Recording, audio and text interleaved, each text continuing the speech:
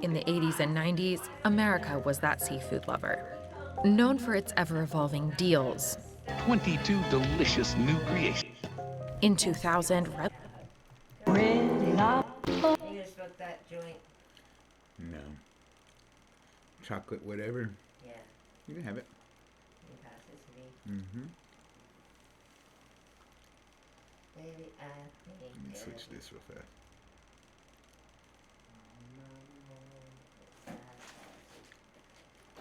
How long did these stay good for? They're probably still good.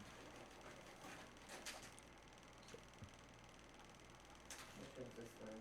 Happy? It's the popcorn. The white ones? Yeah. Yeah, popcorn. Buttered popcorn.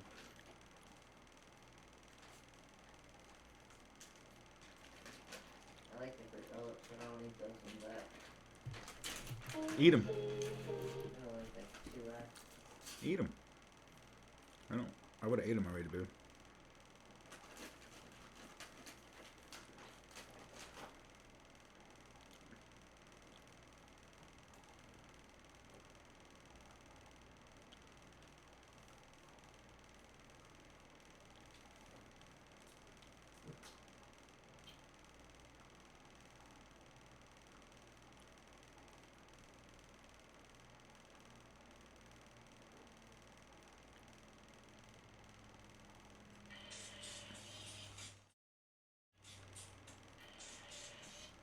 Whoa, whoa, whoa.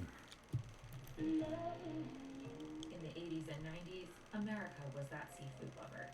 Known for its ever-evolving deals. 22 delicious new creations.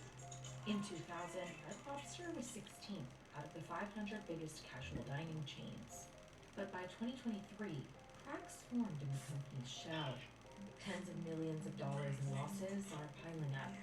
Investors are losing their appetites. And now, the company is in distress and up for sale. So, what went wrong? Red Lobster was founded by Bill Darden in 1968 with a single seafood restaurant in Lakeland, Florida.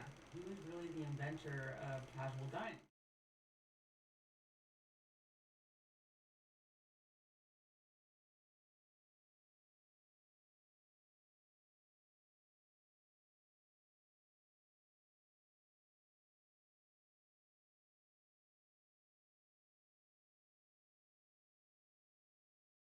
Menu.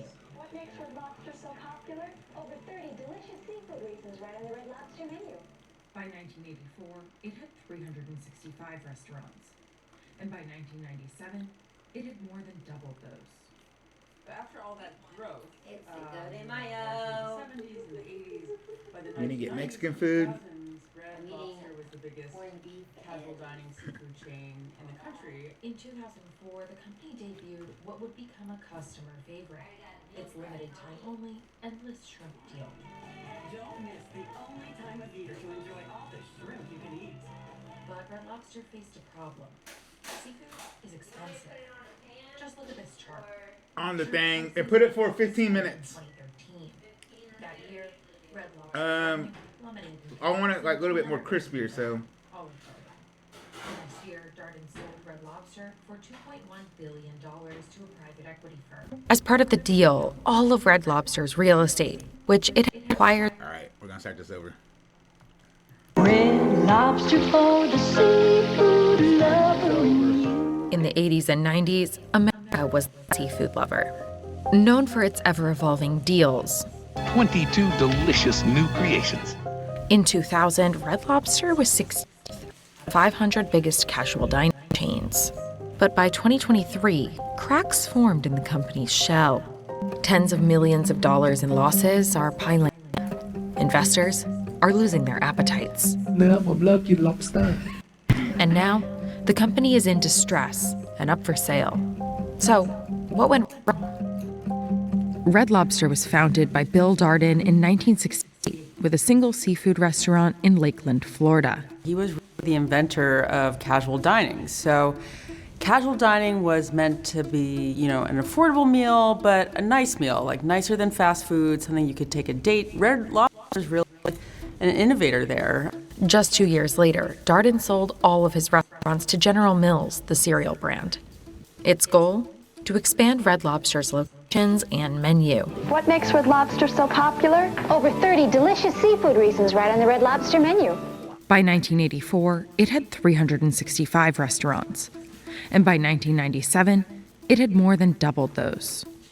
After all that growth, largely in the 70s and the 80s, by the 1990s and 2000s, Red Lobster was the biggest casual dining seafood chain in the country. In 2004, the company debuted what would become a customer favorite, its limited time only endless shrimp deal.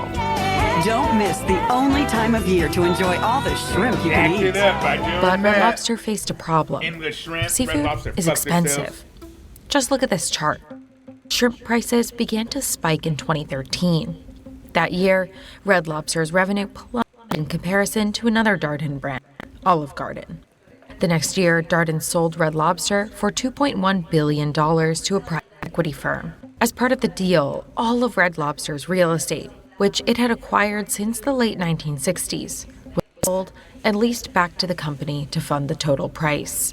Restaurant leasebacks can be kind of common in restaurants. It's something other chains do. The positive is you get a whole chunk of capital way up front. The negative is there can be consequences down the chain. In 2020, a group including Red Lobster's longtime seafood supplier Thai Union Group took majority ownership. Thai Union thought that they were turning things around.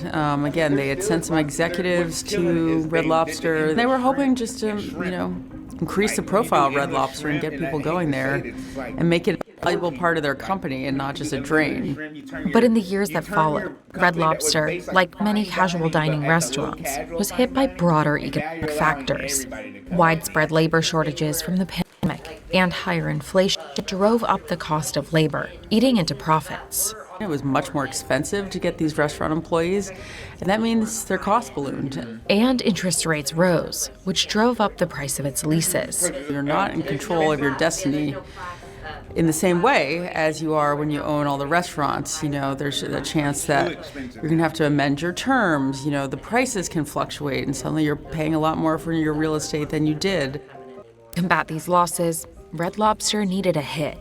In June 2023, the company took a big swing. Ultimate Endless Shrimp is here with a limited time flavor drop. The Dragon Shrimp Flavor Drop was limited time, but endless shrimp at a low price was now a year-round deal. For just $20 right now, only at Red Lobster.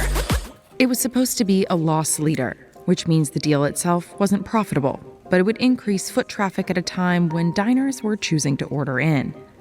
Execs were optimistic. เรามีความมั่นใจมากยิ่งขึ้นนะครับในการที่จะบริหารจัดการ Red Lobster เนี่ยให้ And it seemed to work. The endless shrimp deal brought in 4% more foot traffic for the third quarter, a significant increase. But then, it started working too well. My goal is to eat 65 shrimps tonight, 25 shrimps tonight, eat 45 shrimps tonight. People were very conscious of it. The brand made sure that they marketed it both in traditional channels and online, and it got some buzz, but maybe a bit too much buzz. The endless shrimp deal was much more popular than Red Lobster expected. This price was at the heart of the issue. On this promotion, we don't earn a lot of money, $20. We don't, okay? And this is one of the key reasons for the losses we generate in Q3 23. Okay? For the third quarter, the company reported an $11 million operating loss. They'd had something like a $2 million loss the quarter before, but $11 million, to have that in the quarter following, that's just a huge leap. And sales in 2023 were down 8% from 2022. Today, Red Lobster ranks just 41st on the list of the biggest U.S. restaurant chains. And in January 2024, Thai Union Group announced it would sell Red Lobster. CEO of Thai Union also said he never wanted to eat lobster those again. numbers, I think they were just In-N-Out really right fed behind up with the Red Lobster. situation. Red Lobster's In March, failing. the company In-N-Out's brought on failing, Jonathan too. Same Tybus thing. as CEO, an expert who has led restructuring at brands like Crystal and Kona Grill. I don't know for sure what that means for Red Lobster, but it certainly does put it more likely that they'll file for bankruptcy than, say, before his announcement. Red Lobster did not respond to a request for comment. For the time being, Red Lobster is still offering its endless shrimp deal, but it's bumped up the price to $25.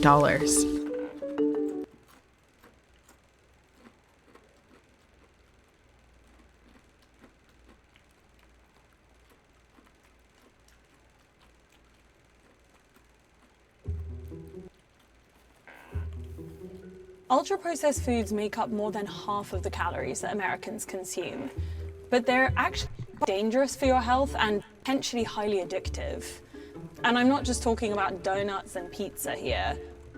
There are actually a lot of ultra-processed foods that we mistake for healthy ones. I'm Mia DeGraaf, I'm a health editor at Business Insider, and I'm going to be showing you how to tell what's an ultra-processed food isn't. Hey!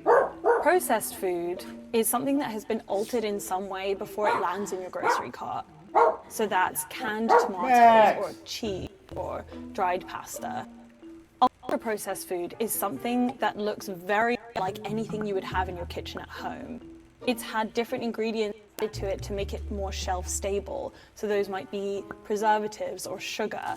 It's also gone through different processes like hydrogenation, which also help sugar.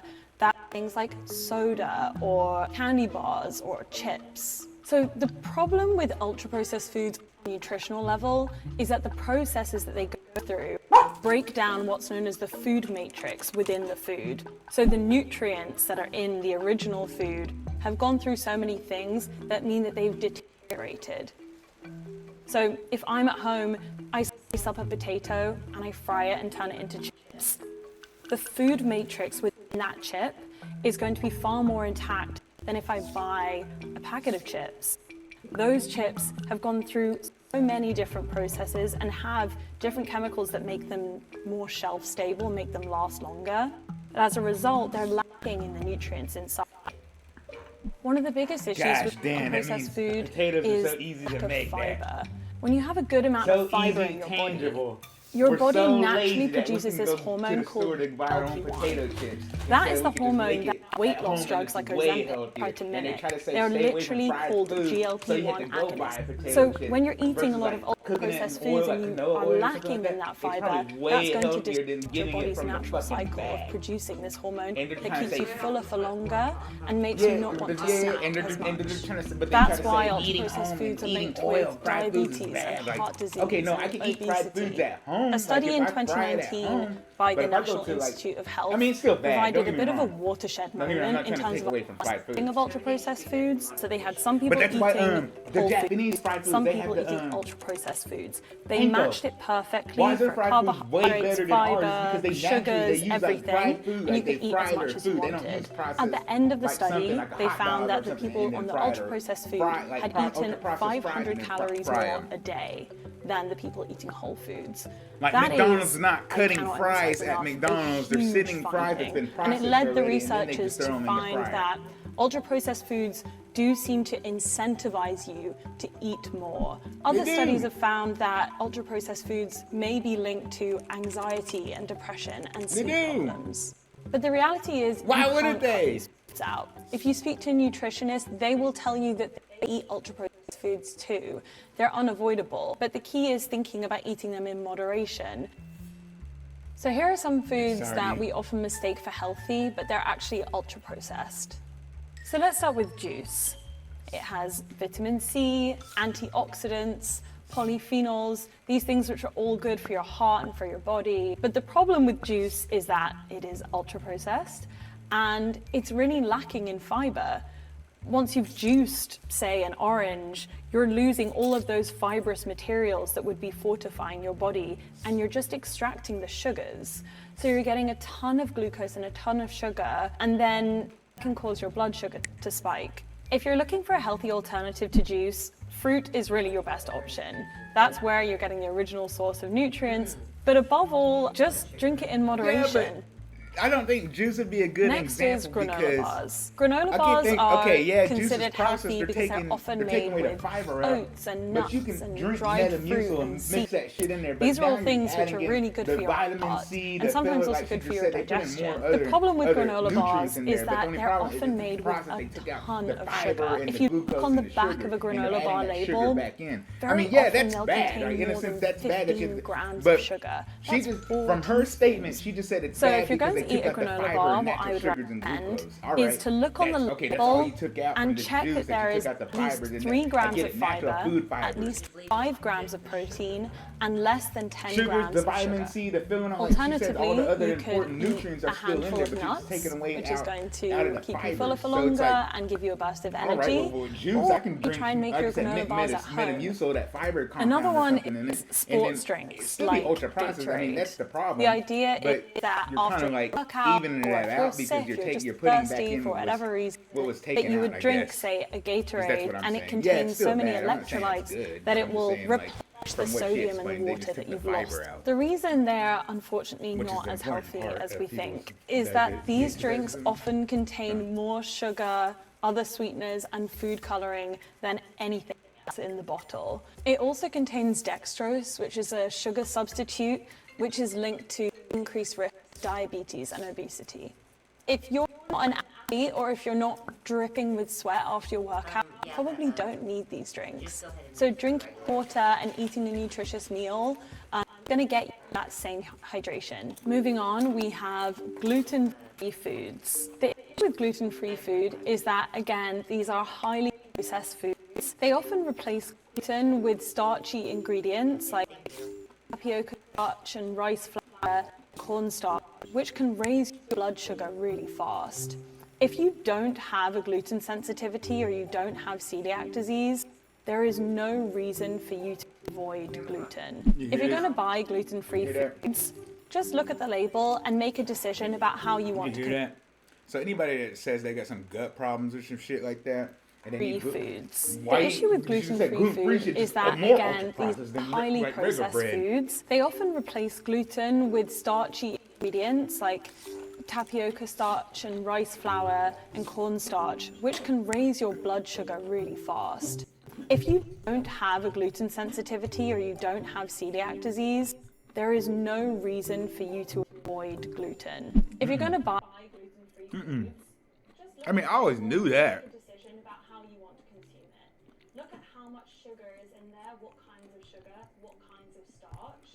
And then make a decision about what else. The only way. Free item that might help you to balance out the sugars and those types of starch that are in that ingredient. Cold cuts, like deli meats, are also ultra processed. Throw them in a sandwich. That's a high dose of protein and zinc. At the end of the day, you don't even know. But they are also very high in saturated fats and sodium.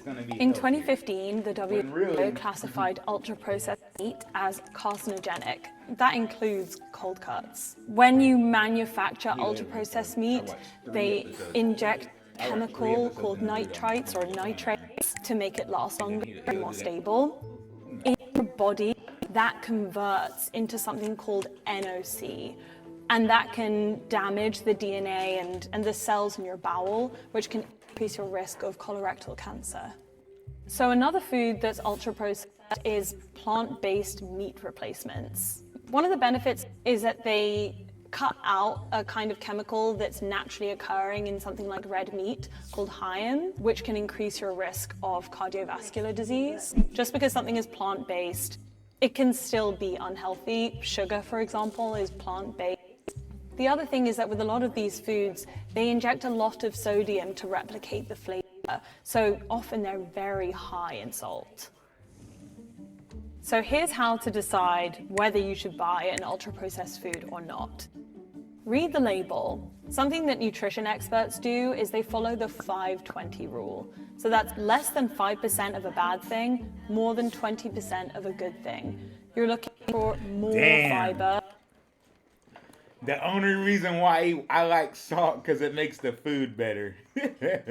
To me. It suppresses the flavors.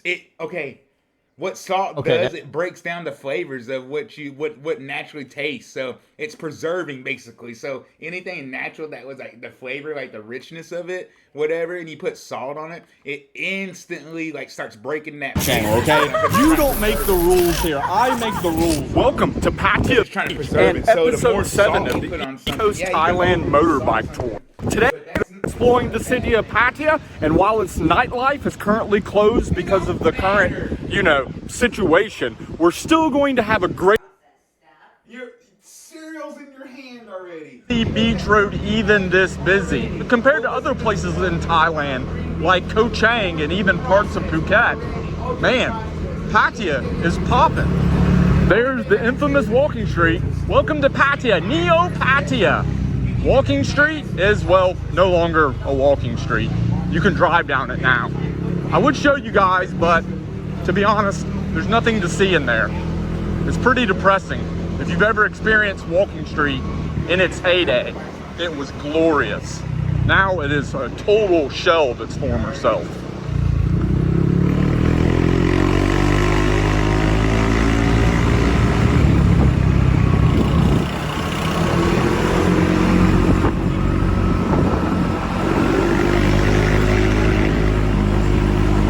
Our first stop today is Beer Circuit, which is the road race circuit here in the city of Pattaya. And I'm going there to see another foreigner who's actually practicing for a race coming up soon. But it's not a car race, it's go-kart racing. Really, really fast go-kart racing.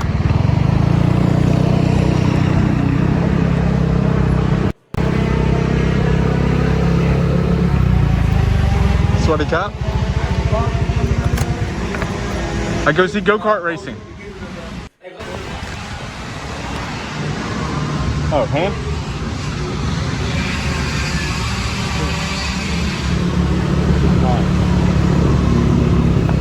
Okay, so here's what's going on. Today is a practice day for a race that's happening tomorrow. They have 30-minute sessions. The kids will get 30 minutes on track, and then the adults will get 30 minutes on track. Yes, adults race here as well. And trust me, I've already talked to the correct people. They said they're gonna have a problem fitting me in a cart today. It cannot happen today because, well, I'm 194 centimeters, but the plan is in motion. Media right now. Soon, you're going to see me out there, guaranteed.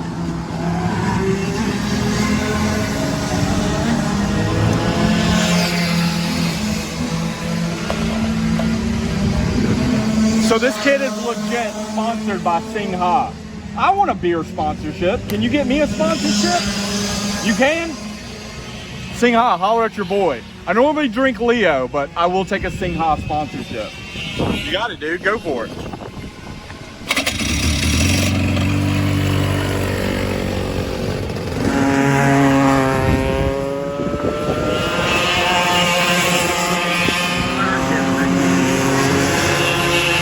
Pick up one of the legit carts for about 200,000 baht, totally complete. It's about 6,000 US dollars. And I think bang for your buck, fun for your money. I don't think that can be. Bro, these things are incredibly cheap. What's up, dude? I'm sorry. Good to see you. Like 8 more Man, I'm minutes gonna have real trouble fitting in one of these carts. Mate, you're just so tall. You would never fit in my go-kart. You think I can fit? Every time I put it in, Not with those legs. So Alan has been racing go-karts for 15, 16 years? In Australia before here. So he's the one that hooked me up with, apparently there's a guy that's going to make a custom or adjust the seat so I can get out there and race as well. Today's just testing, correct? Yep. Up. Oh, that's the kid that's sponsored by Singha. Yeah, there you go. Wow, dude, I'm trying to get a beer sponsorship. He's up next. He's going to do some test sessions and then racing tomorrow. What up? You subscribe to me on YouTube? Nice. Appreciate it, bro. Thanks, man.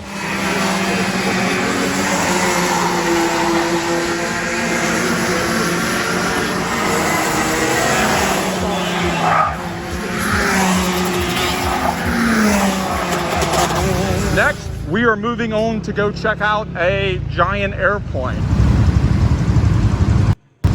Like seriously, there's legit commercial airplanes sitting in the middle of central Pattaya. I have no idea what it's doing there. I'm sure somebody's using it for a cafe or a beer garden or something cool, but I've heard you can actually get into it. So I'm not 100% certain, but we gotta try, right? I think this is it. Runway 88, the runway of international street food.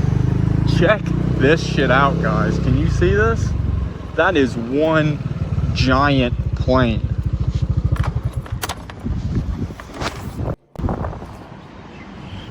Okay, so the sales office. Here's the deal. I can't actually go in the plane because they said it's too dangerous. But basically, yes, it is going to be a restaurant. They're planning to open in February of 2022. It's a Boeing 747. So Boeing 747. I couldn't go in, so I'm not. But my drone is.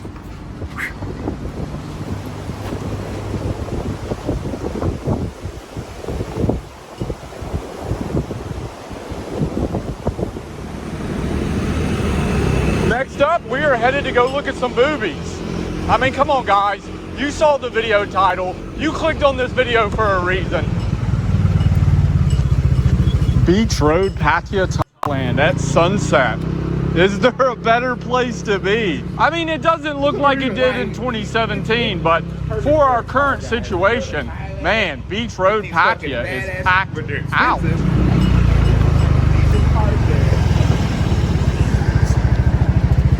Yes, I am at Hooters. Judge me all you want. It has edible food, and it has her.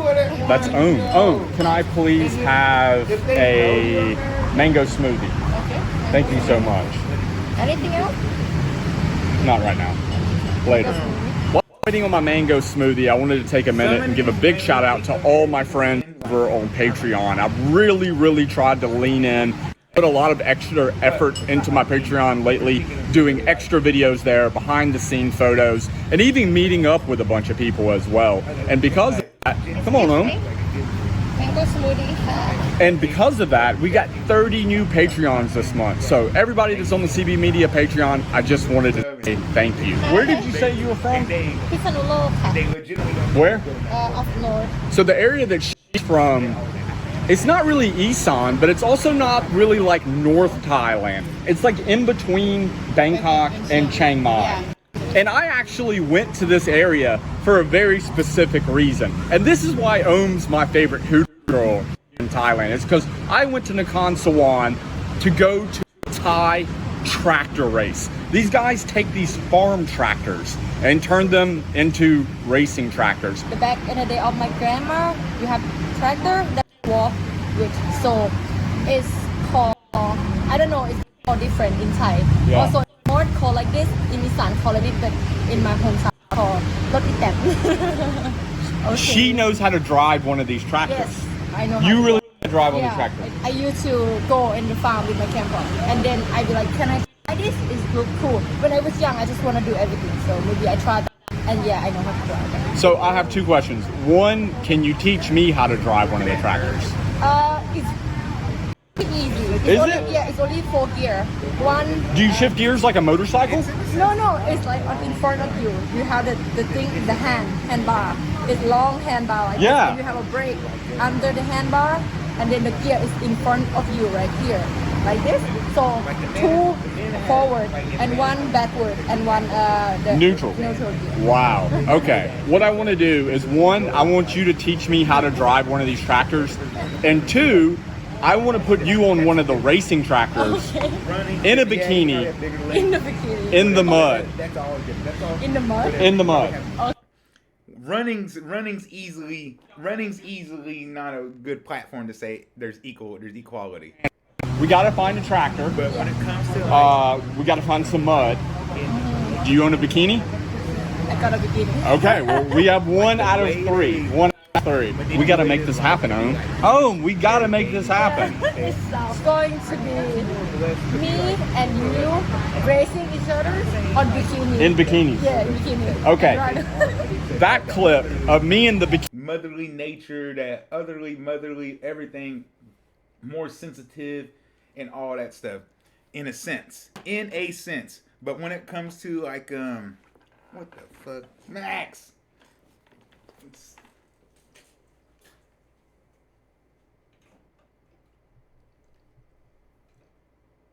Bikini, we have to be on bikini and ride with me.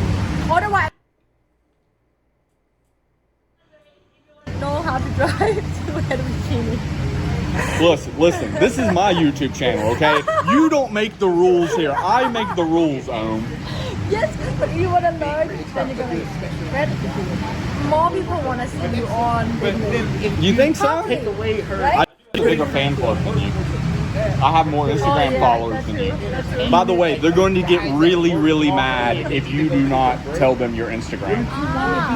Listen, be nice, okay? Don't be in her DMs. Don't be sending her no dick pics. What's your Instagram, man?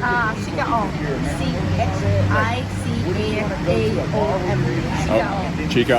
I hope you enjoyed this video. If you did, make sure that you're subscribed. And we have a really, really epic video coming Sunday.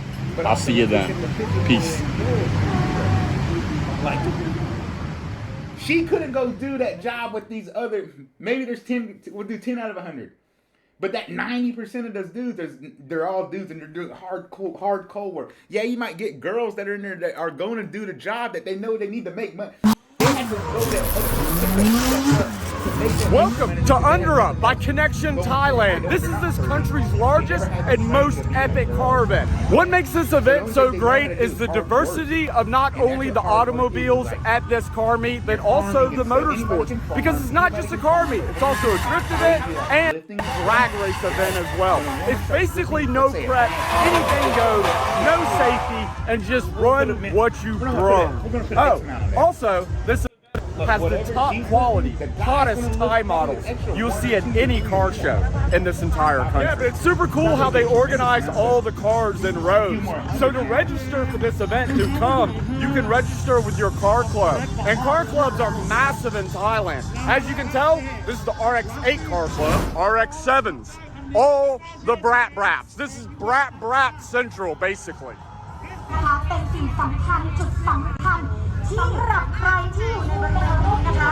Also, look what's here. It's Cream Pie, my Pandem wide-body BMW E30 that's rocking a S65 V8 from an E92 M3. I finally brought Cream Pie, my own car, to the best car meet in all of Thailand. And I cannot tell you how extremely happy that makes me.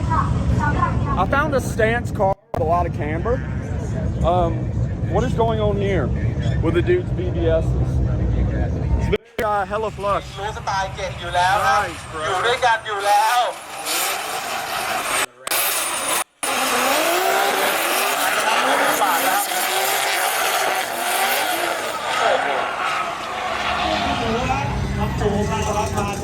Oh, what up, dude? That's my buddy from PS Modified. He builds these crazy cars. We saw him on the Lightning McQueen project. These are the other cars he builds out of Toyota MRSs. As always, the Skyline Club of Thailand is here in full effect. These guys represent super hard.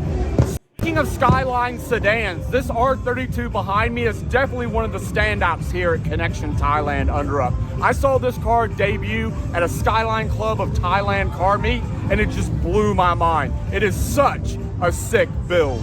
Who knows what these are? They're Volkswagen Scirocco's. I didn't even know this generation Scirocco existed till I came to Thailand. Back in the US, I still have a Mark 7 Volkswagen GTI. And if I could have bought one of these, I would have.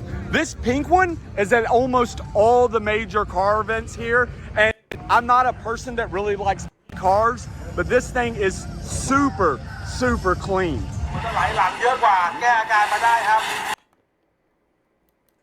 Back in the US, I still have a Mark 7 Volkswagen GTI. And if I could have bought one of these, I would have. This pink one is at almost all the major car events here. And I'm not a person that really likes pink cars, but this thing is super, super clean.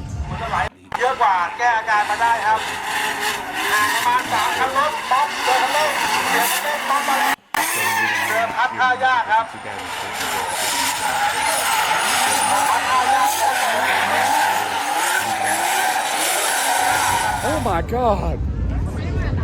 How are you? You good? Hello.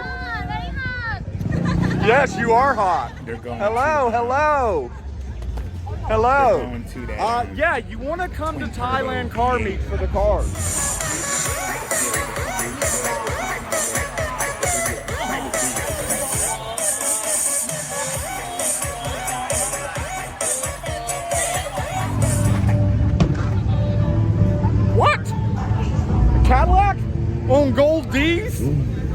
the hell?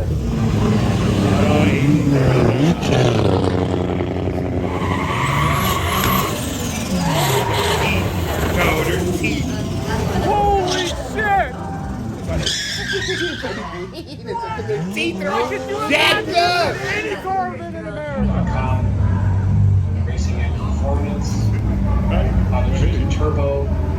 It's a hot pink Volvo wagon, that's why when wide they body, laugh, they all on cover air, their mouth up with because their worked teeth ice are all cream. jacked up. Dude. Wow. Wow. Look at that Mercedes. Holy hell, that thing is My teeth freaking aren't sick. that bad. I always thought I had bad teeth, but no, I see people. Bro. And like, look at the interior of this thing. Hell no. Compared to their teeth. Thing is serious business. Hell no. And check out what's next to it. It's like the rally version.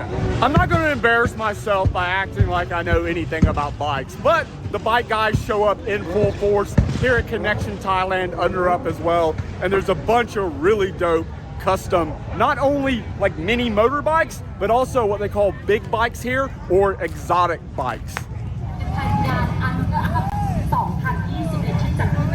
Look who it is.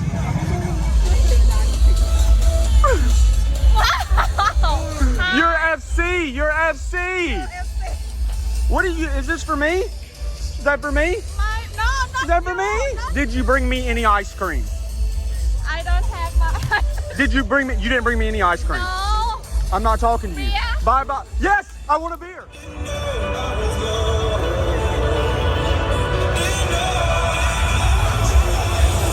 Everybody always loves Spoy. That girl is a true perfection.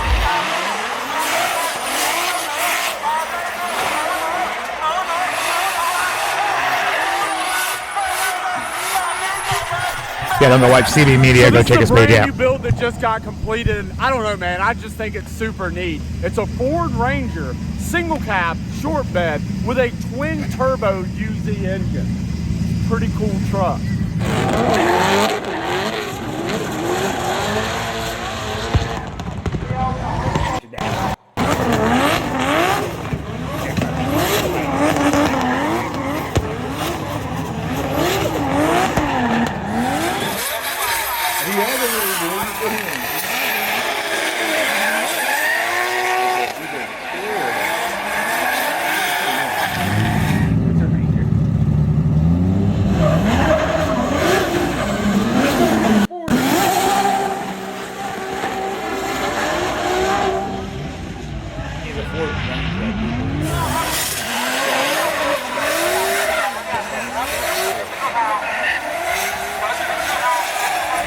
This is definitely one of my new favorite builds here in Thailand. Evo 9 wagon with an additional sleeping space in the back. They took a Lancer, converted it into an Evo wagon, chopped it in half, and now it's like sleeping quarters for your road trip. Definitely a very cool and very original build. Shout out to my buddy Hank. His new venture is this popcorn. Seriously, hands down. I'm not bullshitting you just because Hing is my friend. Best popcorn I've ever had in my life. For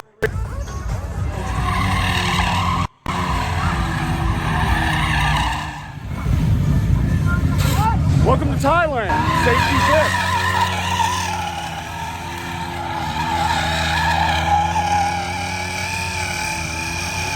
Drifting is still going on. They pushed the finals back because there was incidents. There's always incidents. But soon the finals will be over.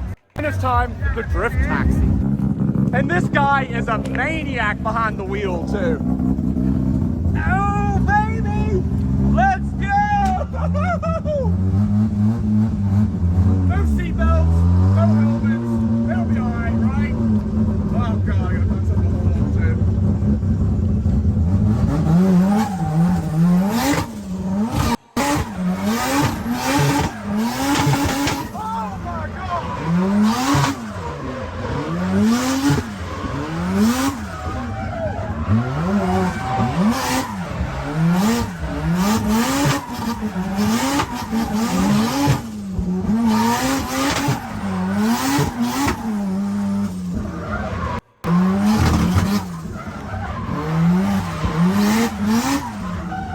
Man, Chris Cooper chose Steve.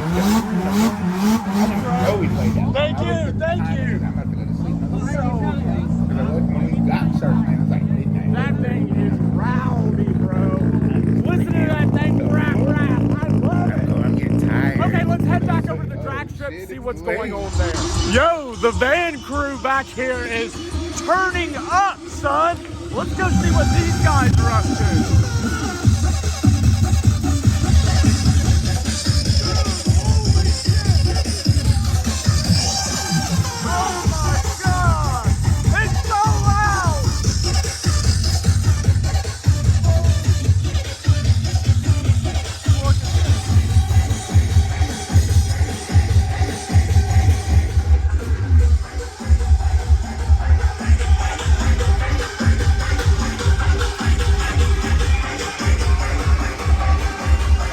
Sitting on speakers. That's cool. Wow. Oh, this is the guy. I didn't realize this. So this is the DJ, and he controls all of these. That's sick.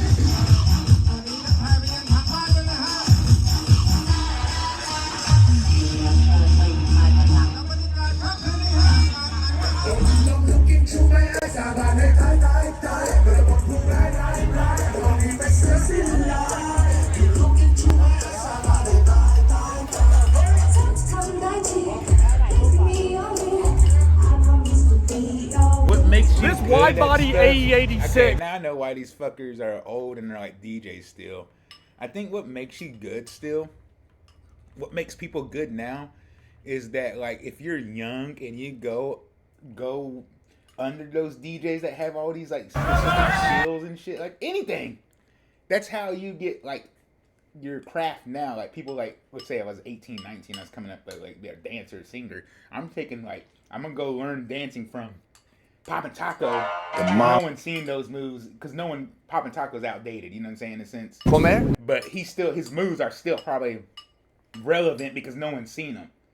You know, that's why people are still doing like the jerk moves and stuff, because even though we were young when we seen that, our Saturday, kids, September. like they didn't see that. No one was really new to them. Yeah, it's still exposed. So that's why it keeps rewashed and music keeps getting rehashed. Yeah, and that's why. If Heaven was hosting. They sample from old songs, like they're sampling from like the 50s and 60s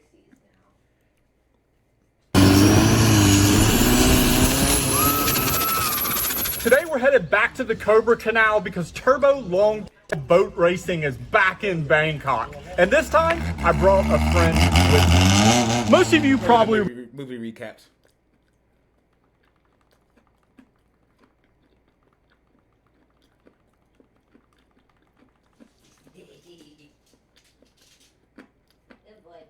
Prior to his untimely death at the age of only 22, Ziz had become an icon. Crazy? Everything about him represented the never-ending struggle between success and hardship. Bro, it's actually so crazy to me because like Jeff, who's like fucking super fit now, I think he was like a bodybuilder. Smoke it up. Smoke it up. What? That's what I could have. Smoke it. What time is it?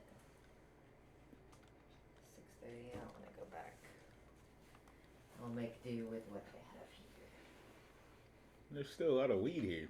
There's Oh, I everything. just need cones. Don't you got papers? I want to roll. You okay? I can't be mad at you because I just threw out like 3 grams of fucking reclaim. So The movie opens in Manchester. You can be mad at me for the same thing. Okay. I guess I'm rolling papers. Exactly. Simple. Act like what? Act like what? I don't want to do it. I don't want to do this anymore, Grandpa. Inside an office in the city, a bunch of people are unconscious while covered in giant bug cocoons. Suddenly a huge insect stinger appears and pierces one of the employees. This started a few days ago. Cooper is late for work yet he still argues with his dad on the phone. His father is tired of Cooper always being in trouble and calls him an embarrassment for the family name. As Cooper tries to convince him he isn't a loser, he almost gets hit by a car, but he dodges it just in time. Afterward, Right, Cooper makes it to the office and quickly reaches his desk to pretend he's been working for a while. However, the boss Morin calls him to his office to play some recordings that prove Cooper has been behaving inappropriately with the clients, so she fires him. At that moment, a deafening sound rings through the building and every person in it passes out. A few days later, the office is covered in bug cocoons. These were formed by giant insects, which now wander around the office to sting their prisoners. When Cooper wakes up, he immediately breaks the cocoon and frees himself, only to throw up some strange goo. At that moment, a giant beetle attacks him, so a panicking Copper does his best to fight back until he pushes it away. Taking a moment to calm down, Cooper sees Morin in a cocoon and rushes to help her. When she wakes up, she feels sick too. Both she and Cooper remember hearing the noise and passing out, but they have no idea what happened next. Morin also remembers that she was supposed to meet with her daughter, so she and Cooper run outside to check on other people. The situation on the streets is the same. Every person is caught in big cocoons. They find Morin's daughter Sarah in a cocoon inside her car, so Cooper volunteers to help. He quickly breaks the cocoon, but when Sarah wakes up she misunderstands the situation and sprays gas at Cooper's eyes. Suddenly a huge wasp flies in and grabs Morin to then fly away with her. Sarah screams for her mother but she can't reach up to help her. While Cooper still feels his eyes burning, he agrees to leave with Sarah, only for giant bugs to start appearing all around them. As she moves away, Sarah accidentally knocks over a garbage can and realizes that the big bugs react to noises, so she activates the alarm on her car. The creatures immediately run to the vehicle and the duo can escape safely. Minutes later they enter a cafe, which is also full of cocoon people. Sarah wants to help them but Cooper is against it, pointing out they may react violently and that explaining things so many times will get tiring. Suddenly a man called Hugo grabs Sarah by the neck and Cooper tries to come to her defense, only to get punched in the process. Then another huge bug appears and attacks Cooper, so Hugo lets go of Sarah and immediately kills the creature. While the guys are distracted, Sarah uses the chance to free 6 people from the cocoons, including a police officer. The group agrees to work together and discusses how to proceed. Roger says they should leave on his truck, but Sarah points out the noise would attract the bugs. Refusing to listen to her, Roger and PJ leave the group behind and get in the truck anyway. Just like Sarah predicted, the engine noise attracts giant beetles that immediately smash the truck. PJ jumps out, but as he tries to escape he breaks his leg, and another truck that lost control ends up running over him. Roger stays behind the wheel so the beetles reach through the window to capture him and carry him away. Meanwhile the rest of the group are fighting the insects too. In the struggle, the police officer is killed and Hugo's father Albert gets stung in the back, which leaves a strange mark on his skin. The remaining survivors hide in the nearest building and decide to go to the roof to assess the situation.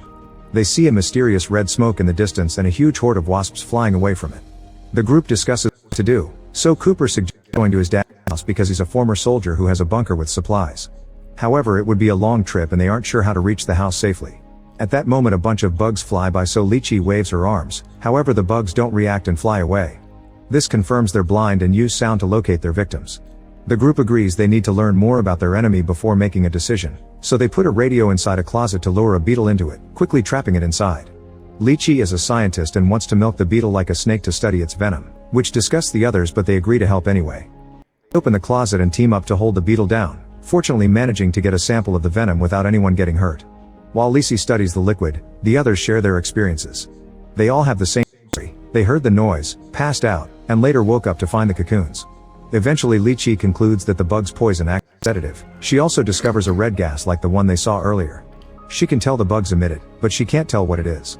In the end the group agrees to stay in the building for the night and leave for Cooper's dad's place in the morning while stopping at each team member's house on the way. Moments later, Cooper can't sleep because he's sure he met Sarah before but he can't remember where. He goes looking for something to eat but when he grabs a box, normal bugs begin crawling out of it. Cooper gets scared anyway, immediately puts the box, only to get startled again by Cindy.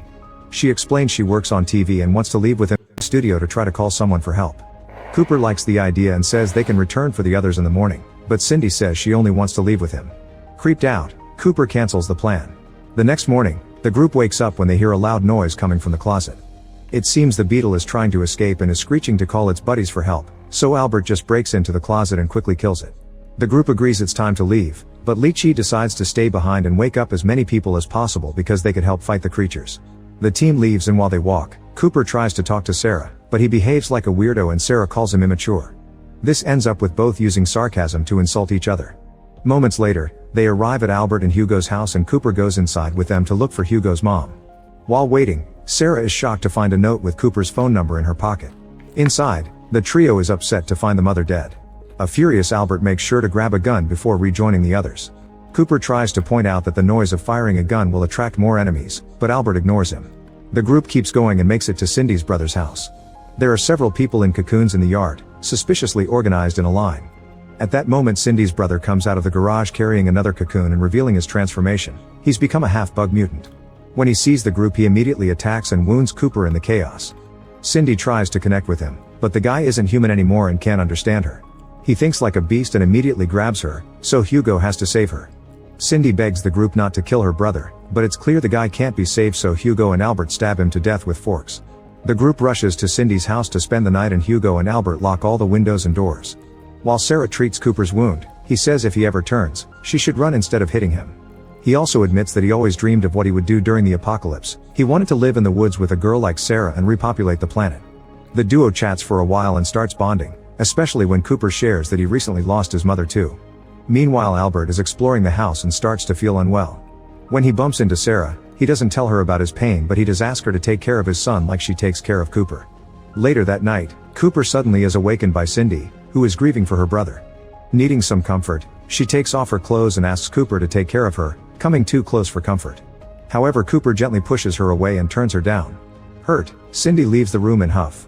The next day the team keeps traveling and they notice the mysterious smoke in the distance again. Sarah thinks that it's coming from the bug's nest and wants to go there to find her mom, but Cooper changes her mind by pointing out the chance of success are incredibly low. At that moment, a bunch of bugs fly above them, so the group keeps silent to go unnoticed. Feeling nervous, Cooper and Sarah hold hands.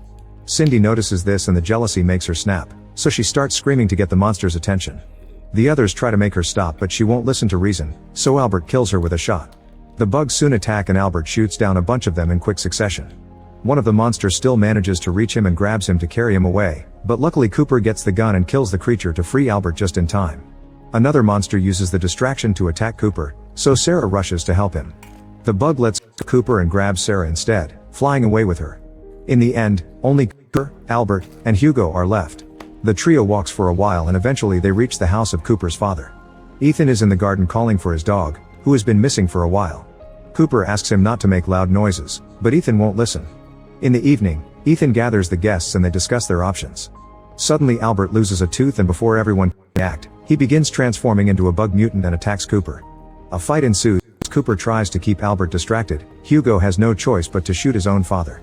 Hugo then has a breakdown while explaining that this is what his father had asked him to do. Unfortunately, the sound of the gunshot attracts more monsters. Ethan kills one of them before the three guys run to hide in the bedroom, only to bump into Ethan's dog on the way. It turns out the dog has mutated as well, but Ethan throws her favorite toy and easily distracts her. At that moment, a horde of big beetles attack, so the trio runs until they make it to the bunker. Now they're safe, they go to sleep for the night. A flashback begins showing that the person who almost hit Cooper with a car had been Sarah. They argued about whose fault it was, and Cooper gave her his number in case he damaged her car, which was an excuse to ask her out. In the present, Cooper wakes up in shock as he realizes why he knew her face. During breakfast, Ethan says there are no government messages on the radio, which means they can't hope for help. He wants to plan a route to a safe place, but Cooper is tired of following his father's every whim and announces he'll go to the nest to rescue Sarah. He asks his dad for help, but Ethan refuses to go with him. Hugo does want to come along, however Cooper doesn't want to put him in danger and forces him to stay. Moments later, Cooper is walking alone down the road and stops to relieve himself. Suddenly a man points a gun at him and doesn't care about anything Cooper has to say, he just arrests him. Cooper finds himself in jail with a guy that only speaks Spanish. Thankfully Cooper can speak it as well and learns that the man that captured them and his partner think everyone will eventually turn into mutated monsters, so they're cleaning the streets like vigilantes. To Cooper's surprise, his cellmate was part of Li Chi's group, but sadly they failed to deal with the insects. The mysterious red smoke turned out too inflammable and caused a fire that destroyed the group's shelter, with this man as the only survivor. Meanwhile, Sarah wakes up in the bug's nest and finds the queen consuming hundreds of cocooned humans and laying eggs. She starts moving around, hoping to find her mother. Moments later, the vigilantes bring Ethan and Hugo to the police station too. Cooper explains only people with a bite mark turn into mutants, so the vigilantes check Ethan and discover he's already been stung. A gunfight ensues, and as everyone tries to defend themselves, the man in the cell turns into a mutant, only for the stray bullets to quickly shoot him down. Then Ethan brings down the vigilantes. Cooper, Hugo, and Ethan grab all the weapons they can find and leave the station, ready to find the nest. The trio finds some bicycles and ride together while Ethan explains how he was stung. He freed the neighbor's dog from a cocoon and it started barking, which got the attention of the bugs. As he fought them off, they managed to sting him. Eventually the trio makes it to a cliff and finally finds the nest. Inside, Sarah is still moving and is shocked to find a mutant child, who immediately starts screaming. This noise makes Ethan feel sick and he snaps, handcuffing Cooper to a tree and knocking Hugo out to protect them. After saying goodbye to his son and dropping the handcuff keys later, Ethan heads into the nest. Seconds later, Hugo wakes up and frees Cooper, then the boys run to the nest as well. Inside, Sarah is carefully moving around avoiding enemies when she's suddenly startled by Ethan. Thinking she's being attacked, she stabs him in the head with a knife. Ethan quickly introduces himself and Sarah cries, admitting she hasn't found her mother. After Ethan comforts her, they go looking for the queen, but they don't find her where Sarah last saw her. It turns out the queen is on the ceiling and gets ready to attack, so Ethan opens fire. However, the queen is tougher than the other bugs and won't fall easily. Cooper and Hugo hear the shots and follow them to help. At that moment the queen emits a painful deafening sound, but since Hugo has hearing problems, he isn't affected and manages to throw explosives into the queen's mouth just in time. Cooper is also firing at her, but at that moment Ethan starts turning into a monster, so Cooper, Hugo, and Sarah decide to run away. As they make their way to the exit, the explosives go off and flames take over the nest, absolutely destroying it and knocking out the survivors. Sometime later, Cooper wakes up in the hospital and discovers Sarah and Hugo are fine. Outside they hear birds singing instead of bugs screeching. Thinking it's over, the trio goes to the street and start freeing people while Cooper and Sarah agree to date. At that moment they see something in the distance and get terrified. Make sure to subscribe and turn on notifications so you can watch more videos like this. Thanks for watching. There's more people. In the near future, mysterious creatures appear out of nowhere and start killing mankind, causing an apocalyptic event that doesn't leave many survivors. There are many theories about what happened, like a bug carrying an infection, a purple haze, and a punishment for humanity, but they're all rumors and nobody has the real story. In town, Paul is looking for supplies when suddenly the sirens start wailing. He immediately runs out and makes his way through the streets, hiding when necessary and moving away from any screams and bombs. As the city gets covered in black smoke, Paul makes it to an abandoned house in the outskirts where he reunites with his babies, who he must take care of. 15 years later, Paul's boys have grown into healthy teenagers. They live in the same house and go out during the day to search for supplies, but they stay hidden at night. As soon as the sun starts to set, Joseph covers the windows and tells their dog Rocco to get in the house. Paul waits outside until he sees Thomas come back and scolds him for being late. Thomas explains that he likes helping their neighbors, the Rose family, who have a farm. Then the three of them make sure to lock every door and window before having dinner. Paul scolds Thomas once more, saying that if he ever is late again he won't be allowed to leave the boundaries anymore. Joseph mocks his brother for it and an argument soon escalates into a physical fight, but Paul quickly stops them and reminds them that they're men, not animals. After dinner, Paul watches his sons play chess but gets distracted when Rocco begins scratching and growling at the floor. Seeing it as an omen, Paul and Thomas go downstairs and are startled by the sudden banging on the door. It seems the creatures are trying to get in, so they immediately hold the door to stop them from forcing it open. Lots of shaking and pounding for several seconds until the creatures give up and leave. Then Thomas calls Joseph out for not helping, but Joseph reveals he's been listening to learn more. There were 3 attempts, the first one was 10 seconds, the second was 20, and the last one just 1. Joseph believes that the first was a test and the second was the actual attempt to break through, while the third one was just a frustrated hit. The next day, they check the door and see all the claw marks on the wood. The door has lost strength, so Paul and his boys go out to look for wood to reinforce it. They bring all their findings back to the house, and while Thomas chops the wood, Paul checks on Joseph, who is building something in the barn. After some prodding from Paul, Joseph admits he's been trying to build a vehicle because he's tired of feeling confined and scared. However, he can't make it work. Paul is impressed and takes a look, quickly making a couple of changes that finally makes the car run. Excited, Paul takes the teens on a ride to teach them how to drive. They go home after an hour of wandering and Paul announces the windows still need reinforcement, so he sends the boys to the river to salvage. Thomas gets mad because he had been promised he could go to the farm today, but Paul says this is more important. The brothers leave in the car and Thomas starts blaming Joseph for this, saying Paul sent Thomas just to protect his brother. Joseph doesn't think he needs protection, so Thomas gets out of the car when they pass by the farm and asks Joseph to pick him up on the way back. In the house, Paul finishes reinforcing the door and takes a break to swim alone by the waterfall. As he looks around, he sees a black creepy hole in the rocks. Meanwhile, Joseph goes to the river and ties himself to the car before descending into an old abandoned ship to look for supplies. Inside a locker, he finds a pinup from a dirty magazine, which leaves him speechless for a second.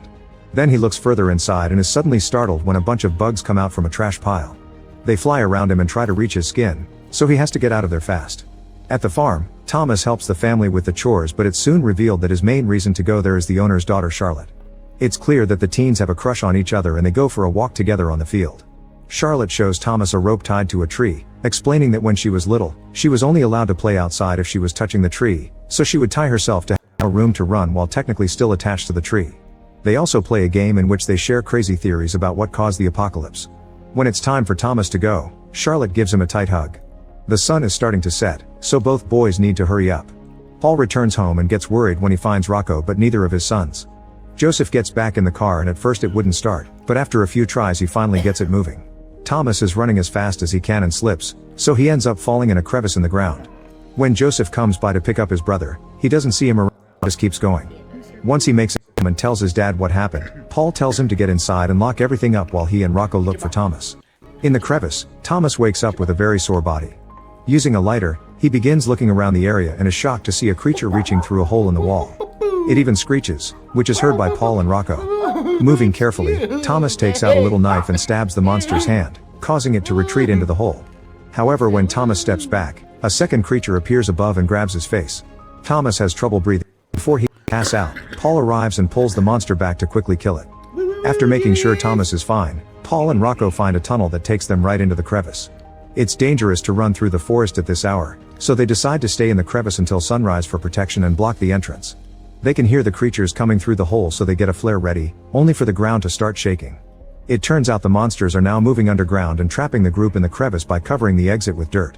As Rocco keeps on barking and the crevice won't stop rumbling, Paul tells his son and the dog to move back as he puts the flare inside the hole that is opening in the ground. When the creatures try to reach out, Paul creates a small explosion that sadly hits him as well. In the house, Joseph hears lots of creaking and starts planning. Minutes later he sits in front of the main door with a rope tied to his chair, and he falls asleep. Soon a creature moves the wood covering a hole in the door and reaches inside, making its nail grow to test if Joseph is truly asleep. When the boy doesn't react, the creature comes inside, only for Joseph to reveal he was pretending and pull the rope. A cage falls from the ceiling, instantly capturing the creature. Proud of himself, Joseph covers the cage with a blanket and goes to sleep. The next morning, he's worried because the others haven't come back yet, so he goes out in the car to search. Meanwhile, Thomas has dug through the fallen dirt to open the entrance again and is dragging his heavily wounded dad out. Rocco comes out as well and follows the noise of the car to find Joseph and guide him back to his family.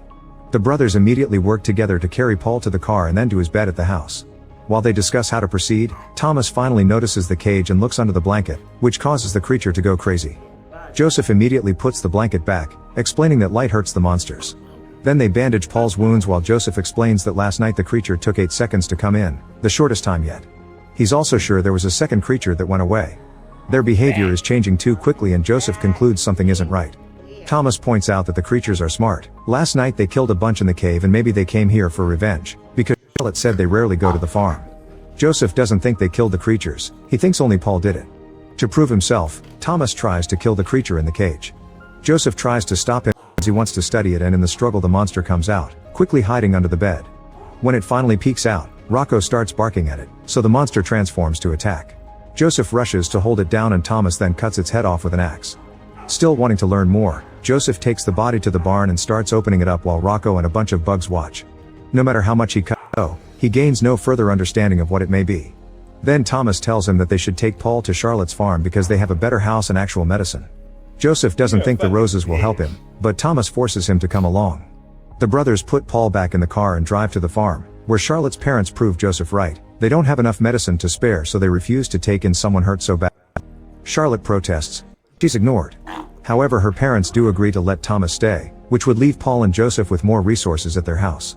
Joseph immediately walks away, and when Thomas follows him, an argument ensues in which Joseph blames Thomas for their dad's incoming death. Furious, Thomas pushes his brother to the ground and starts choking him, but when he realizes what he's doing he pulls back. Joseph immediately gets in the car and drives away with his unconscious father, so Joseph joins the family at the farm. Afterward, Charlotte shares some actual good food with Thomas and shows him some of her belongings, which Thomas has never seen before.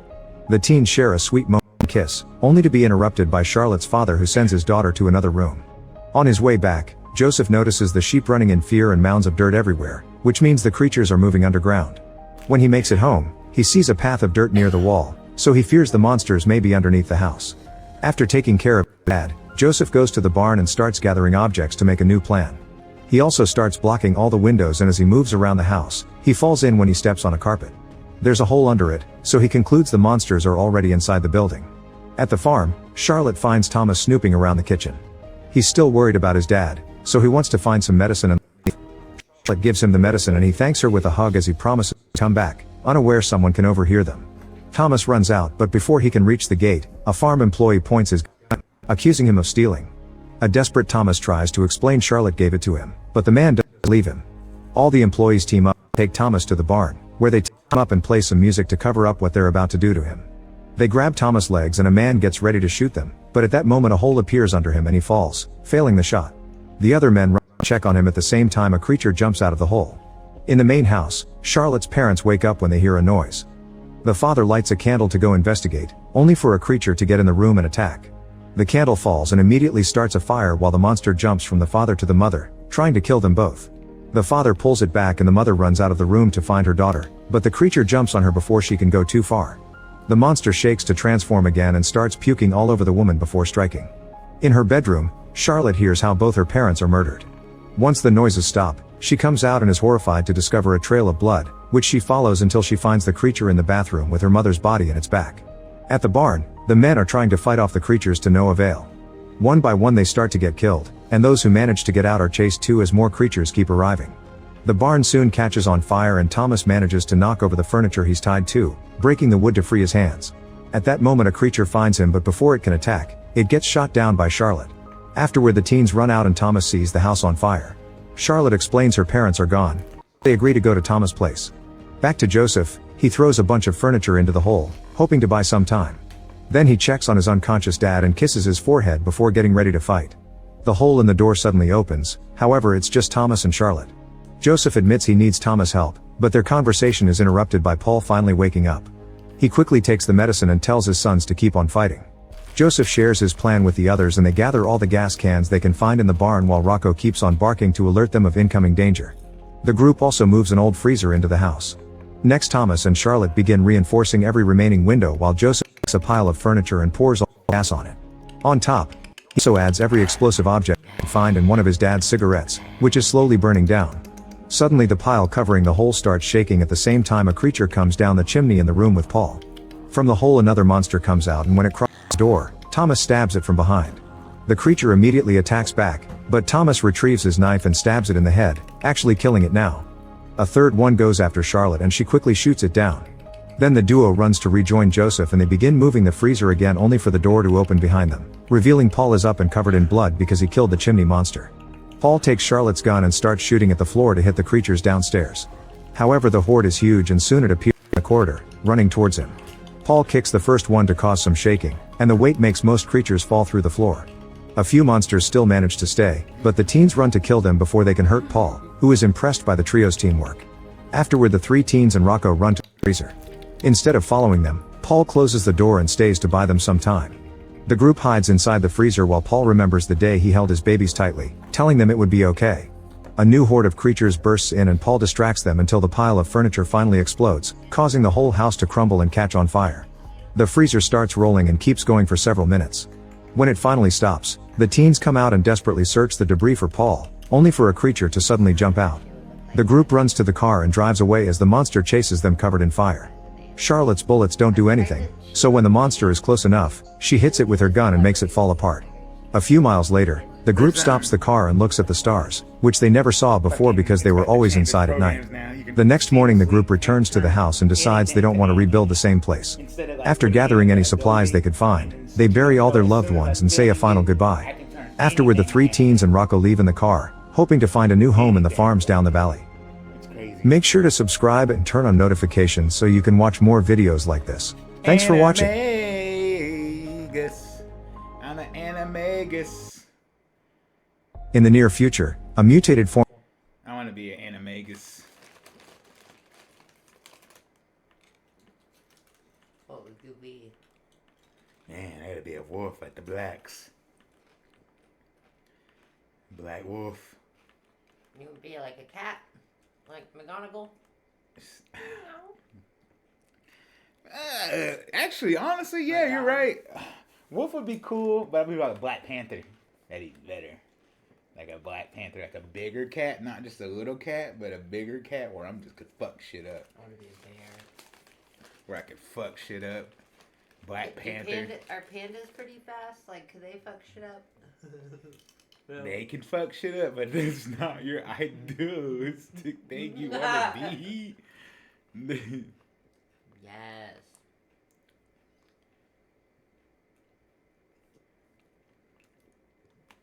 In the future, alarms go off in the Axomico nuclear plant when one of the reactors suddenly catches on radioactive fire. Soon guards and drones are sent to take care of the situation while employees run around in panic. 2 engineers want to prevent the reactor from exploding, but they know of pressing the yellow or the blue button, and the instructions are in Cantonese. To make matters worse, the door is stuck and they can't escape. At that moment a mysterious fox appears outside the door and tries to communicate with the engineers, asking them not to press the blue button because he comes from the future and knows the consequences.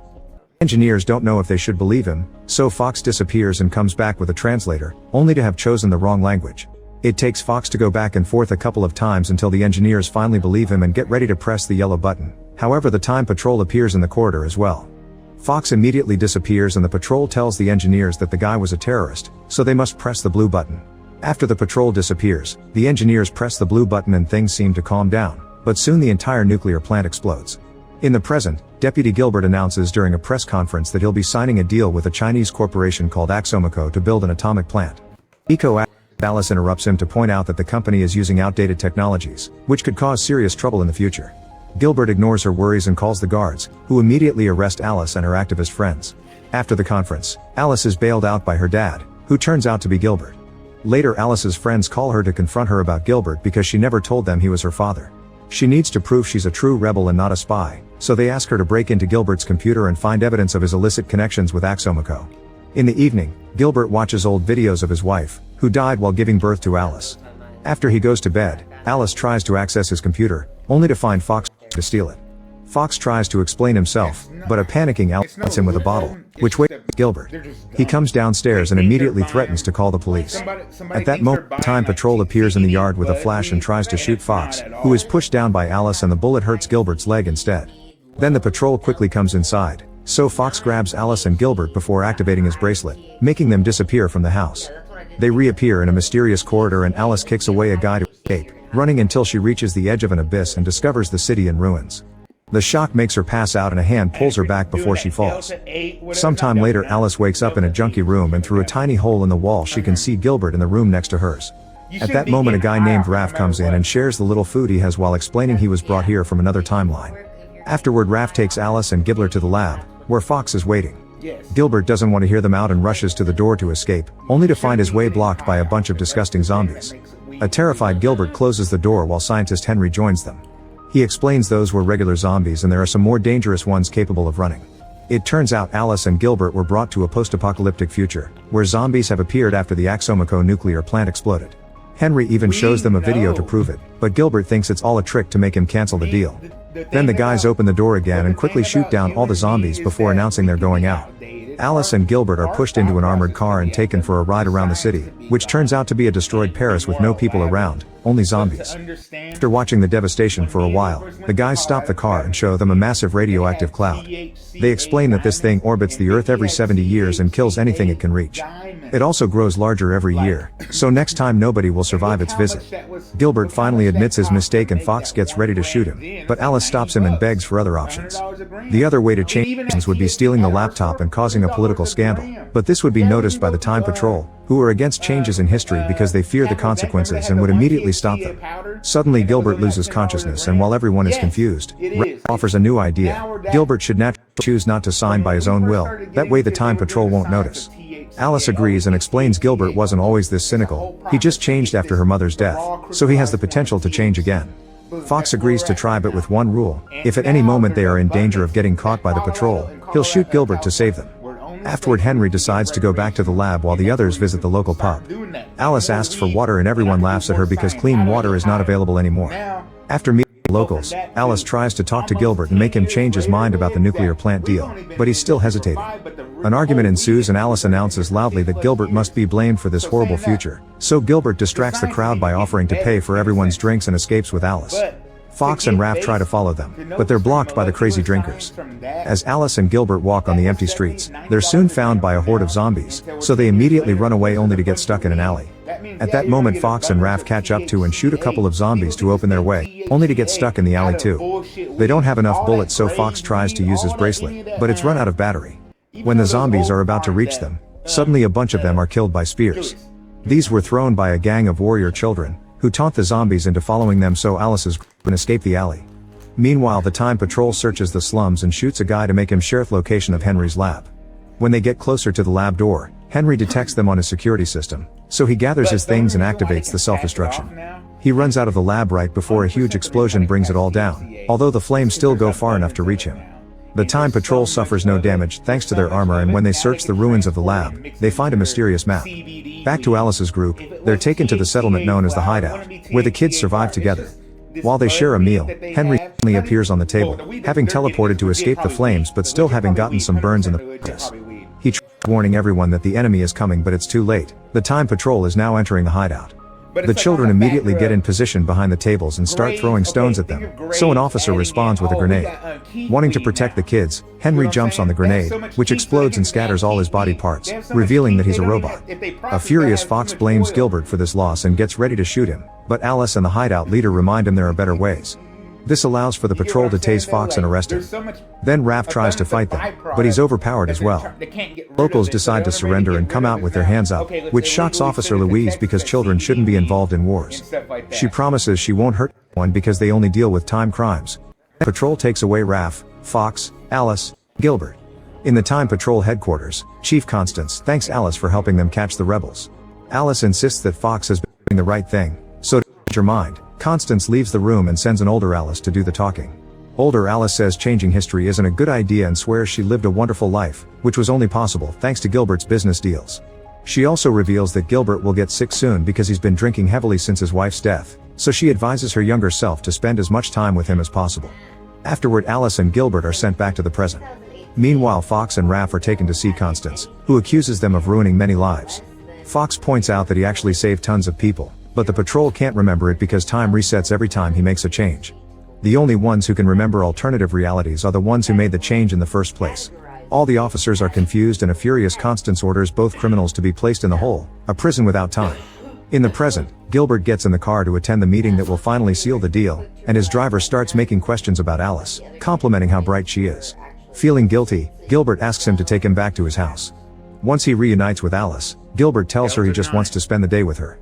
In the future, the patrol receives a signal about critical changes in time, so Fox points out that they are internal changes in Gilbert, meaning the patrol can't interfere. Constance decides to break the rules and tells the officers to force Gilbert to sign the contract, telling them to kill Alice if necessary. Louise is against such a brutal plan, but Constance just sends Mateo and Victor instead before telling Louise to take the prisoners to the hole with supervision from her assistant. Outside the city, the radioactive cloud is getting closer and already killing a few zombies and later the puncher. In the hideout, it's revealed Henry is still alive and he's putting his pieces together hoping to help. However, his bracelet isn't working and there isn't enough time to build a new time machine, so everyone sits to wait for the end. In the present, Victor and Mateo break into Gilbert's house and threaten to kill Alice, causing Gilbert to agree to sign the papers. Victor stays with Alice to keep her hostage while Mateo gets with Gilbert in the car. Back to Louise, her group makes it to the hole, and she tricks Constance's assistant into getting close enough for her to push him. Then she releases Raph and Fox and hopes they succeed in making a better future. After getting the guy's new charged bracelets, Louise goes to see Constance to tell her she finished her mission, but Constance is suspicious and asks about her assistant. They're suddenly interrupted by a report of the prisoner's escape, so Louise tries to shoot, but Constance quickly hides under her desk and dims the lights before attacking Louise. A fight ensues with women showing amazing skills, but after lots of struggling and missed shots, Constance takes Louise's gun and sends her away with a shot. Meanwhile, Fox appears on top of Gilbert's car, startling the driver into stopping the car and falling off. When Mateo steps out to check on him, Fox quickly grabs him by the leg and teleports him to the middle of a battle during World War I. As he gets surrounded by bullets and small explosions, Mateo begins chasing after Fox, who tries to escape but his bracelet gets damaged by a running soldier. The men end up in a hand-to-hand fight, with Mateo using his experience while Fox plays dirty. Both of them refuse to give up but have no choice when the area is suddenly bombarded by airstrikes. At the same time, Raph appears in front of Alice and Victor, who immediately hits Raph to knock him down. When Victor tries to shoot him, Raph begins teleporting all over the room to dodge the bullets and eventually falls into the pool. When he comes out, he teleports behind Victor and grabs him, so they start fighting as they teleport together all over the room again. Alice grabs a bottle and concentrates to strike at the right moment, knocking Victor out. Then Alice calls her dad, only for Constance to appear and steal his phone, informing Alice that Mateo has arrested Fox and she has him now. Then Constance takes Gilbert to the meeting, forcing him to sign. Gilbert grabs a pen and gets ready to do it. Suddenly reality starts shifting around him. It turns out that Raph and Alice traveled back to the moment of her birth and she uses Victor's gun to throw at the doctor, who happens to be Henry. She forces him to save the mother instead of the baby, and in the present Fox realizes Alice is erasing herself from the timeline. Reality continues to change around them and fix all the time anomalies, which is seen by Louise in the headquarters. During childbirth, the mother wakes up and sees Alice, so she asks her who she is, but Alice says she's nobody before fading away. When Gilbert realizes what's happening, he screams his daughter's name, only to suddenly find himself in a very cozy kitchen. His wife is alive and they have 2 new daughters in what appears to be a very nice life. Once he snaps out of his shock, he remembers he's supposed to sign something, but his wife tells him he already did it. A newspaper shows that Gilbert has launched an eco-friendly renewable energy project. In the future, Fox wakes up and learns that the radioactive cloud has never existed, so the kids are okay. Louise is now part of their team, and she remembers everything because the change happened thanks to her help, but nobody else in the patrol does. Everyone goes to celebrate at the pub and it's revealed that Alice is with them because she has created a time paradox. She managed to undo her own birth but didn't disappear because that would have cancelled her first sentence. Therefore now she exists while not existing. Make sure to subscribe and turn on notifications so you can watch more videos. You just made a fucking ending of a movie fucking stupid.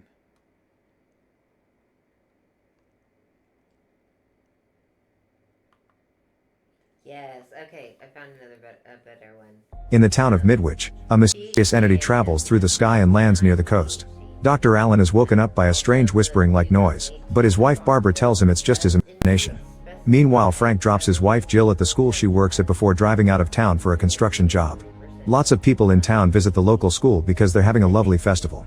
When the clock hits 10 o'clock, suddenly everyone passes out on the spot, including pets and wild animals in the area.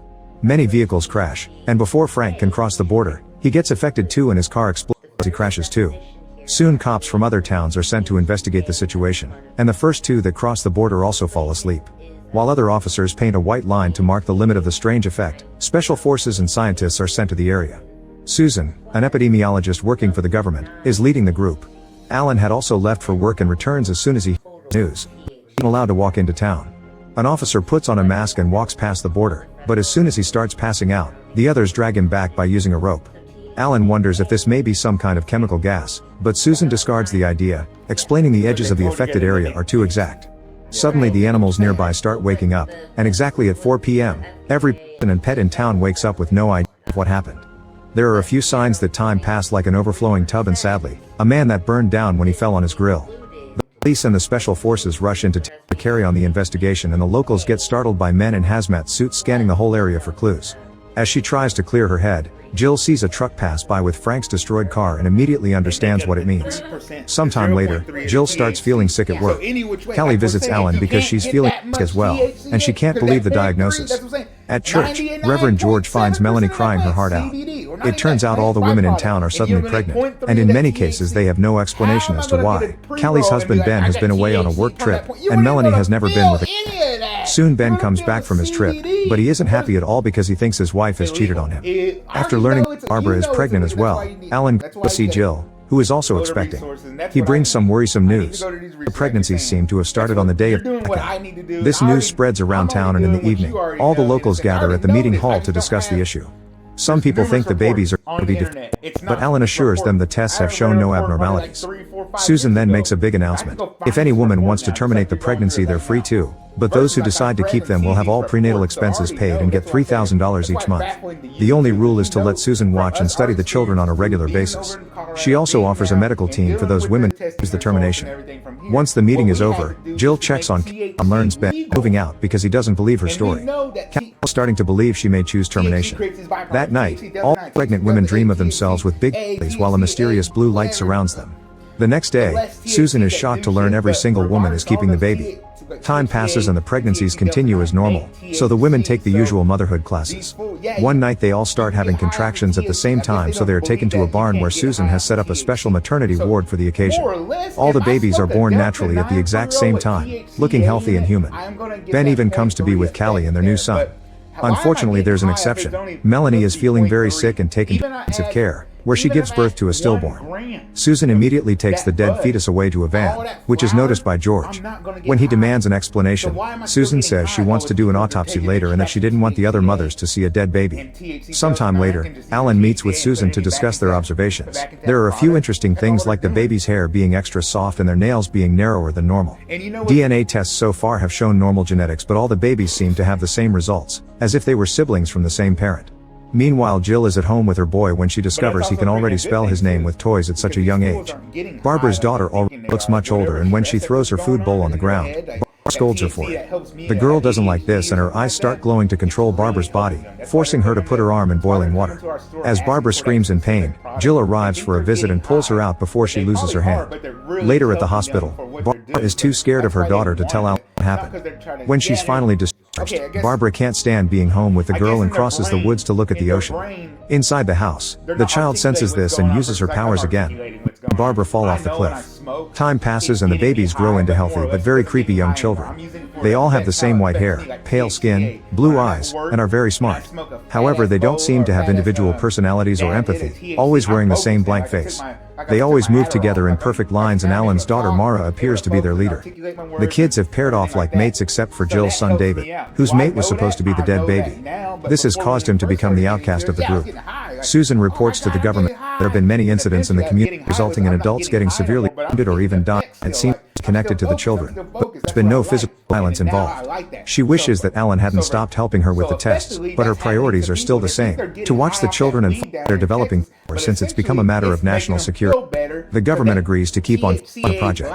Sometime later, the children go to Susan's lab for their monthly tests. They admit they can read minds and that they're annoyed because Susan is trying to hide her thoughts by thinking of a wall. When an ophthalmologist checks a child's eyes, she notices a very strange color shift and gets so nervous that she accidentally grabs the wrong drops, causing the kid to scream in pain. The doctor immediately cleans the eye and looks at it again, noticing how it becomes red before Mara appears at her door with red eyes as well. Mara forces the doctor to empty the drops bottle in her own eyes, leaving her blind. Meanwhile, Jill tells Alan they need to do something because the creepy kids don't belong in normal classes and are getting in the way of the normal kids' education. Jill wants Alan to teach them instead, especially to impart empathy, but Alan refuses. Later at home, Jill tries to brush David's hair, but he immediately stops her and says he's old enough to take care of himself. Then Jill tries to talk to him about what happened to the doctor, and David begins to understand the concept of empathy. The next day, he walks away from the group, which is noticed by Mara. He goes to the cemetery and finds Melanie getting drunk. She can't stand looking at him and decides to leave, so David reads her mind and learns that lately Melanie has been considering self-deleting. In the meantime, the other kids go to investigate the barn where they were born. Shortly afterward, Melanie ends things for herself as David predicted, and during the funeral, George warns the locals about the possible evil nature of the kids. Later, Alan goes to the cemetery and bumps into David, who admits to be looking for the dead baby's grave. Shocked by the fact the kids know about the missing baby even though nobody told them, Alan explains the dead baby isn't there and the two bond over having lost someone, which teaches David more empathy. As Alan looks at Barbara's grave, David holds his hand. This encounter changes Alan's mind and he agrees to teach the children. During their first class, they answer Alan's questions at the same time, not understanding he speaks to each of them as individuals. They also know how to discuss philosophical concepts pretty well for their ages. Suddenly Alan is called by the principal. He starts telling the kids what to do, but they don't let him finish. By reading his mind, they already know what books to grab and what chapter to read. They all move at the same time, perfect synchronization as if they shared a mind. While Alan is gone, the janitor comes to the classroom to tell the kids he's onto them and threatens them with his broom. The handle ends up hitting one of the boys on the head and all the kids immediately stand up as the eyes start to glow. They use their power to make the janitor walk out of the classroom and climb a ladder to the roof to then push him off, causing him to fall on top of a car and get impaled on his own broom. Later at home, Mara tells Alan that there will be changes. Worried and scared, Alan goes to see Susan, who confirms the kids have a communal consciousness. She also reveals the same thing has happened in other countries, always in remote and isolated communities. Susan has many theories of what's going on, but her strongest one is that an extraterrestrial being is using humans as hosts to have children. She desperately wants Alan to work with her again, and to convince him, she takes him to the basement, where she reveals the dead fetus, which has mutated into an ugly alien-like body. Alan becomes angry because she's been hiding this, so Susan explains she couldn't let the information slip considering the kids know how to read minds. Her knowing isn't a problem because she's practiced building a wall around her mind to keep them away, but the kids are growing more powerful and she won't hold on for much longer. Alan still refuses to return to the project and goes home, only to find Mara packed. Announces the kids have made a decision and they'll be living in the barn from now on. Mara also tells Alan in charge of bringing them supplies, not giving him the chance to argue against it. Later in the evening, the parents drop all the kids at the barn. Jill tries to convince David to stay with her, saying he's different. However, David leaves anyway. A few days later, Ben makes his way to the barn, determined to pick up his daughter. A kid blocks the way and Ben almost runs over her, but he stops his truck just in time. As he comes out, the children surround him with glowing eyes and force Ben back into the truck to make him drive right into a fuel tank, causing a huge explosion that instantly kills him. At the same time, Susan shares some worrisome news with Alan. All the other towns with blackout children have been destroyed because the respective governments considered them too dangerous. They didn't even evacuate the adults because the children would know their plans and stop them. Susan has been told to get out of Midwich and she advises Alan to do the same. A desperate Alan goes to the barn to try to reach an understanding with the children, but they just say it's their biological obligation to survive. As the kids try to read his mind, Alan begins thinking about an ocean to block them out. Mara asks Alan to make arrangements to get them out of town tonight, and Alan pretends to agree before leaving. Afterward, Mara notices that David is thinking about the dead baby and calls him out for having emotions. Nearby, George hides in the tall grass and gets ready to shoot the kids, however they find him first and force him to self-delete. Moments later, Susan and her team are packing up while the locals are gathering on the streets with torches to riot against the kids. A few children suddenly block their way and their eyes glow as they make a woman drop her torch to burn her down. Soon the cops start patrolling the town as they announce a state of emergency, threatening to arrest anyone still out on the streets. Meanwhile, the other kids approach Susan in her office and make her reveal where she's hiding their dead sibling. The mere sight of it makes David very emotional, and as revenge, the others make Susan lie down on a table and force her to self-delete with her own scalpel. Not far from there, Alan breaks into a construction company to steal some explosives before rushing to the school to check on Jill. He tells her he has a plan and kisses her before locking her up so she can't get hurt. However, as soon as Alan is gone, Jill breaks the window and escapes. She finds the body on the streets and takes her car keys to head to the barn. Minutes later, the cops surround the barn, and all the kids except David come out with their eyes glowing. Forced by the children's powers, a cop shoots his partner and then starts shooting the incoming police cars, causing tons of crashes and explosions. The cops that manage to survive start shooting each other and a massacre ensues until nobody is left. There's also a police helicopter flying above them, but the children crash on the ground too. Eventually Alan arrives and hides the bomb inside a briefcase before meeting with the kids inside. Mara is suspicious of how nervous he looks and tries to read his mind, so Alan makes an extra effort to think of a wall and keep it up. The other kids join Mara to put their power together and go against Alan's defenses while Jill sneaks through the back, intending to take David with her. The kids sense her and make her stop before going back to Alan, who won't hold on for much longer.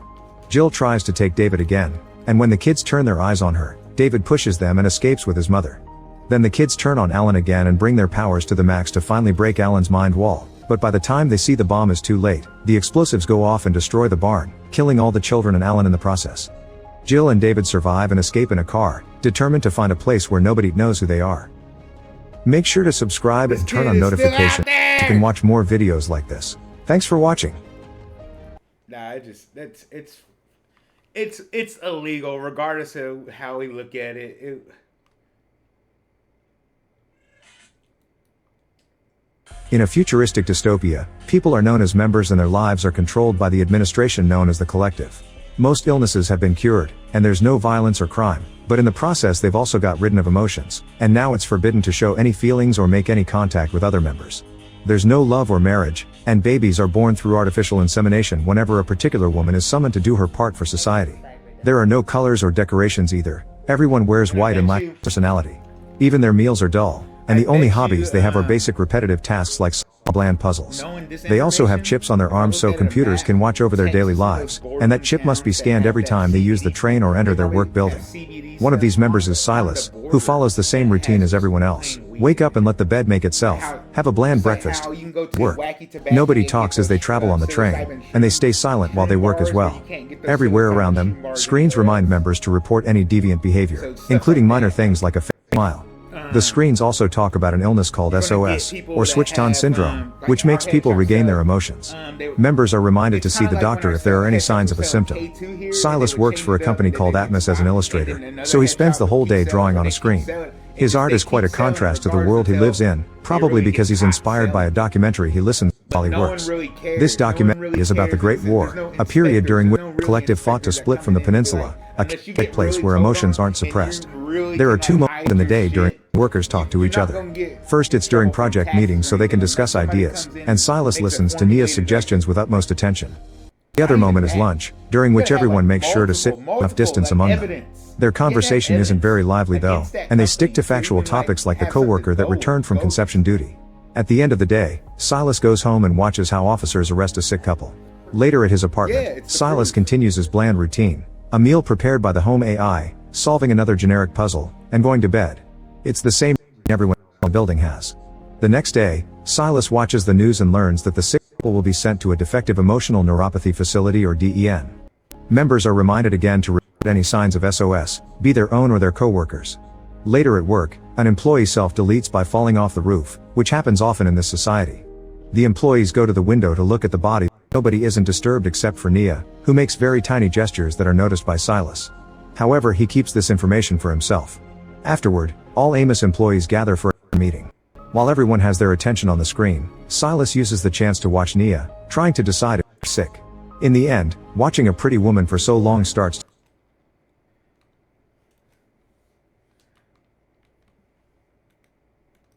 This is boring. Let's watch something else. Let's see what else we got.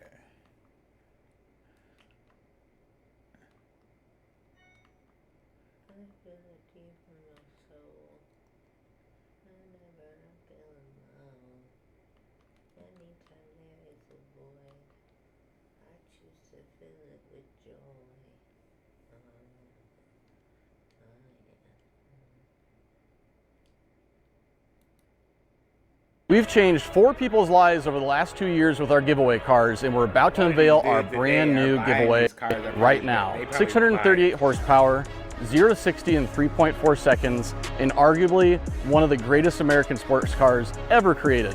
Here it is, 2011 Jetstream Blue C6 ZR1.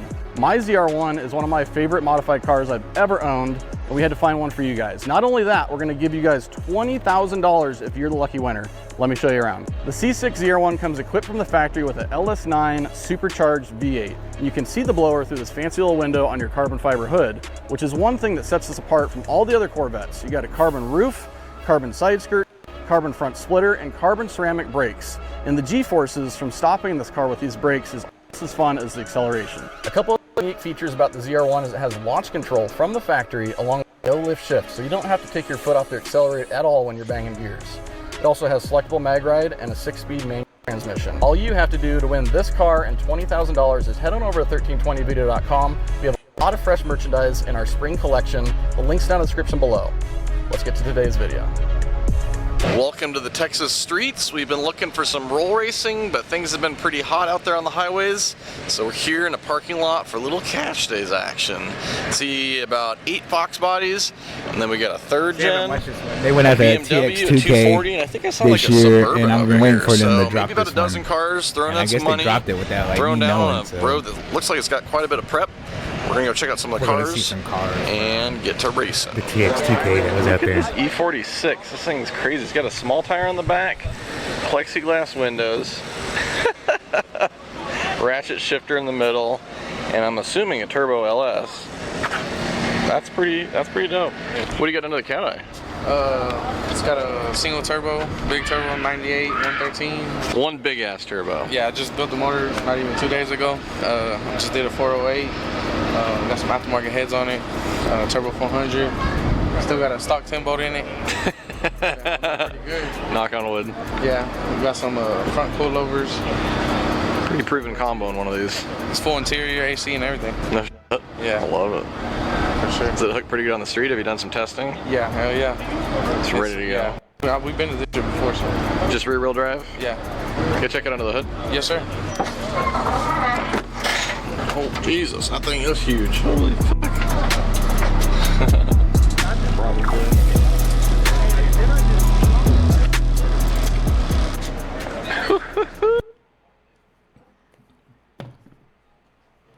Not what I was expecting to see rolling in here. No. Twin turbo LS? Yes, sir. I like it. Very cool. What all Built 438 LS, twin 80s, got a turbo 400. Some big turbo. Shop built frame. Yeah? Yeah. Is it pretty heavy? 3,400. Really? Yeah. Okay, so it's gutted pretty good then. Yeah, well, it was 44 factory. So You lost took almost 1,000 pounds out of it? I'm sure lighting up the motor a little bit helped.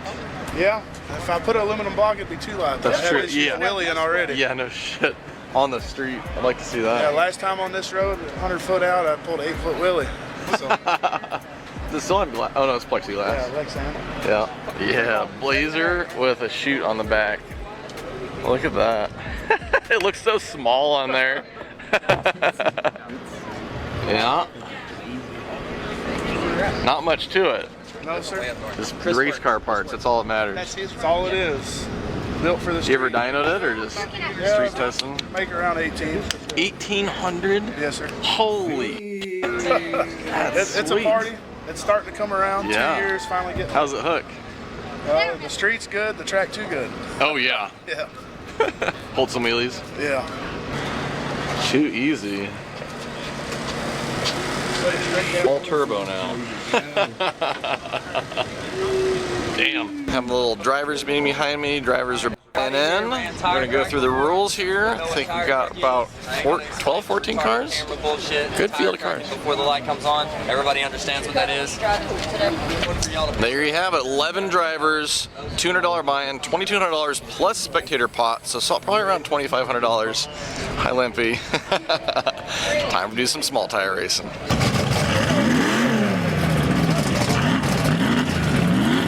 First pair up, we got Fox Body on Fox Body Crime.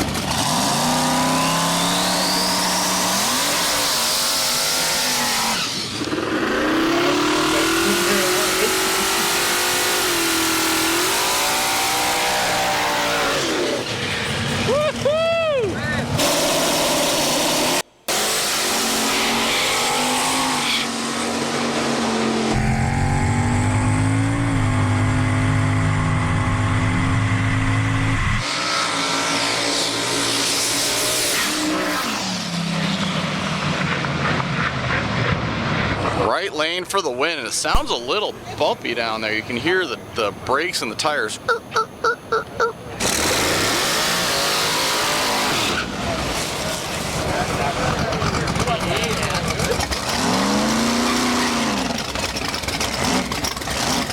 Looks pretty strong. Oh, he's still trying to start it. He can't even get it going. Right lane couldn't get it started, so left lane's gonna get a buy run.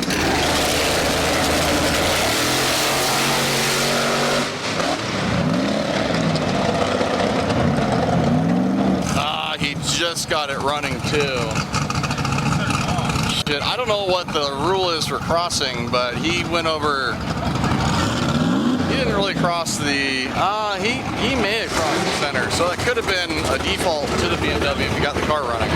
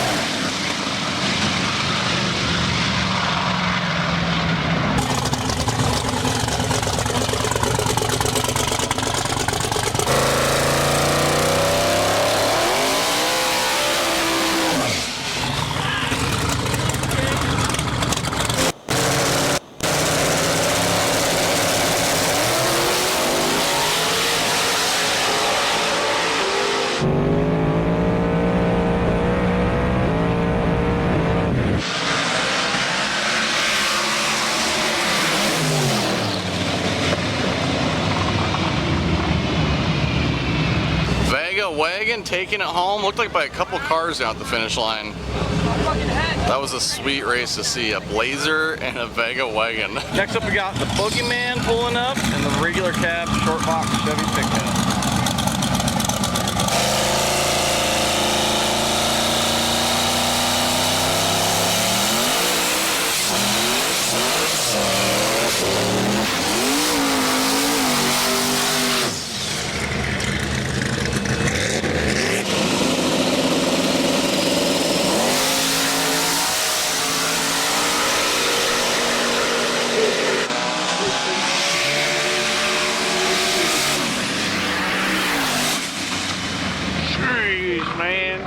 the third gen pulling the wheels up on the street here.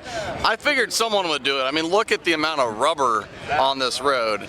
It's pretty thick, and the rubber's pretty hard. All right, that time. Dab time, dab time, dab time, dab time. We do some dab times, dab time.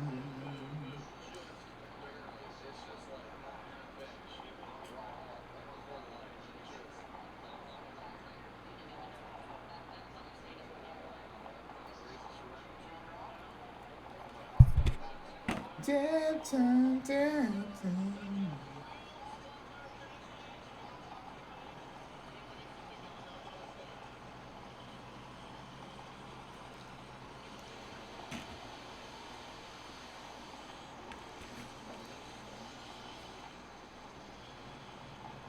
If you're having guy problems, I feel bad for you, son.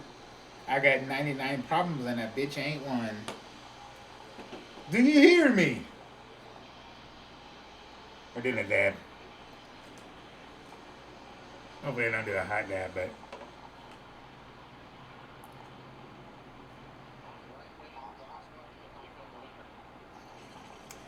Anyone else is streaming. Look at the stream.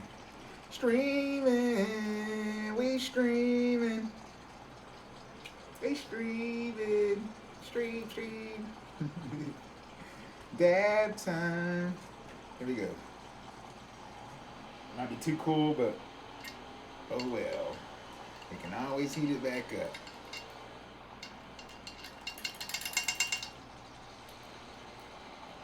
Why do you always have so much reclaim? Because it's the reason.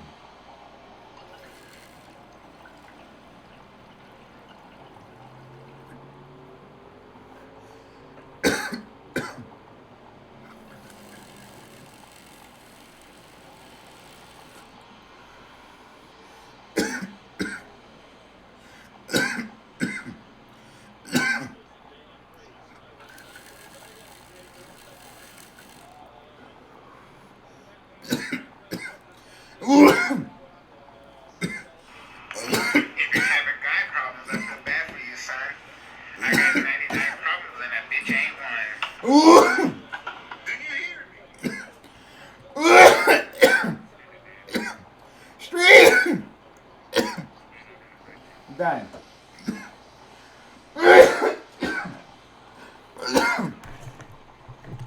Be right back.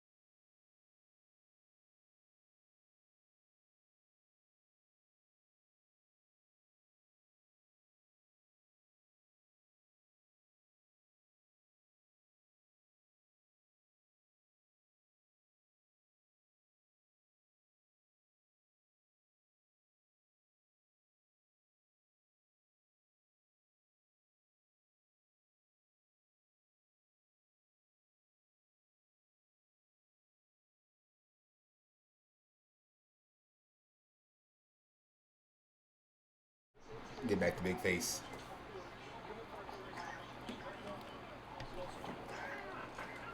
Let's see.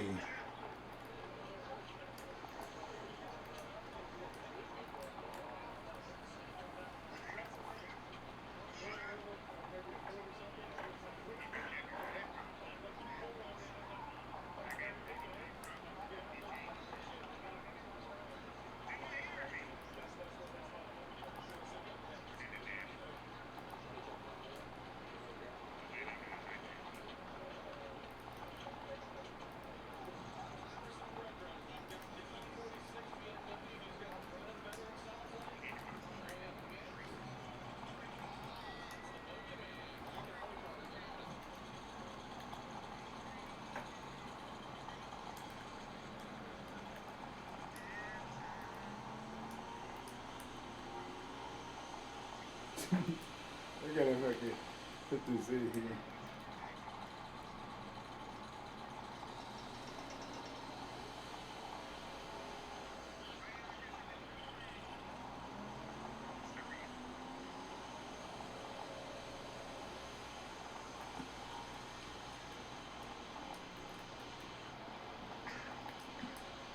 This is better. It is so good. This is how my brain feels right now.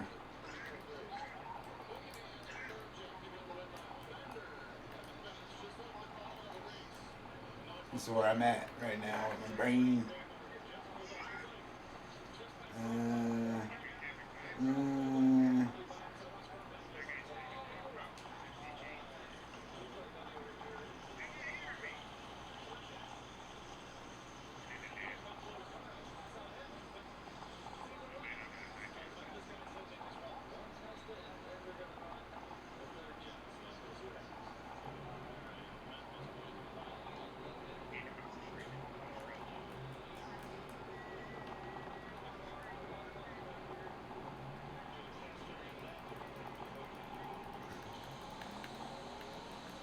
Maybe this is a better one.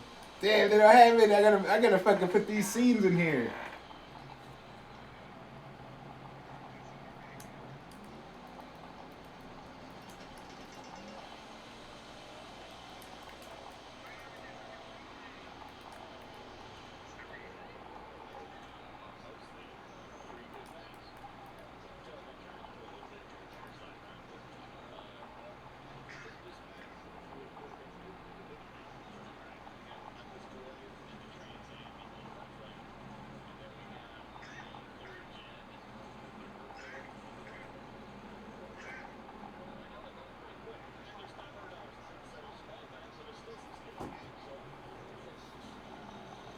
Man, go to sleep.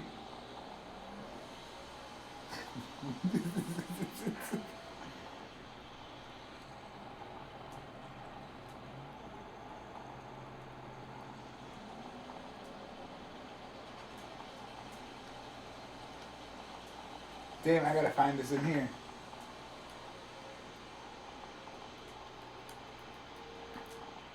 There's a part in what I've been watching on Wing Zero. So Gundam, the Gundamers are just the mobile suits, but the Wing Zero is the name of the Gundam.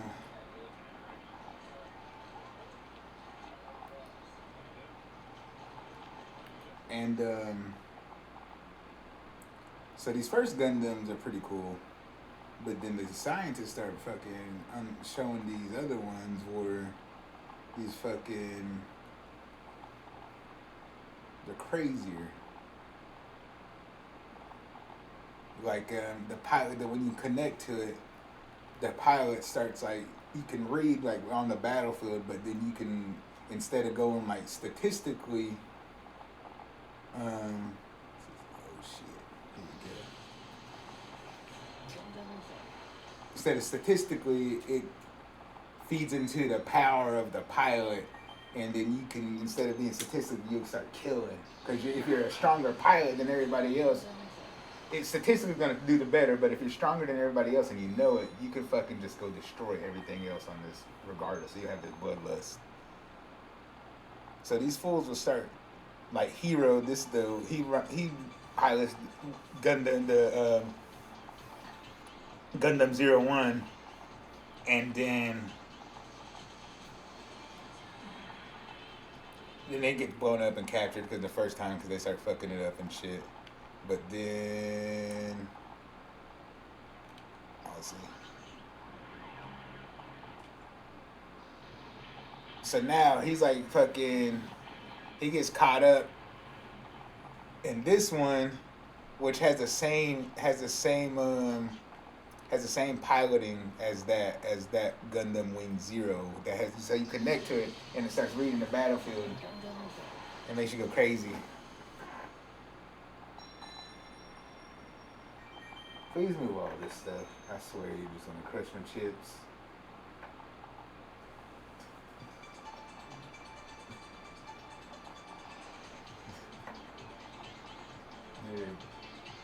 Laptop's gonna get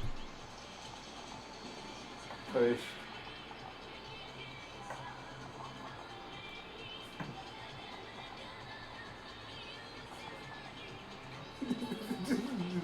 Look, it's just that I help you with these two. That's mine.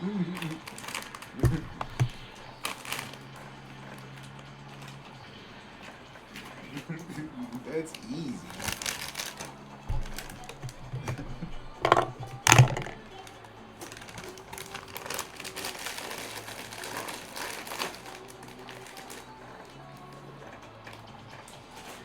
Got a whole bag of Julius in there.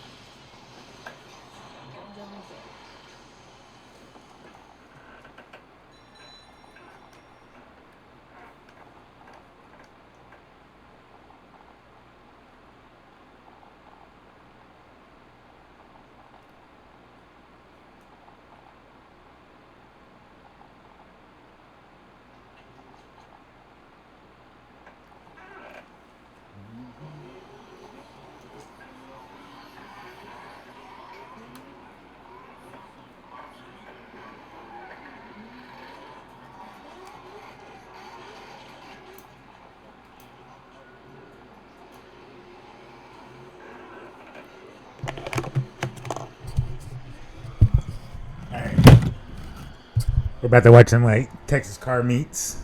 I guess is what meetups are right now.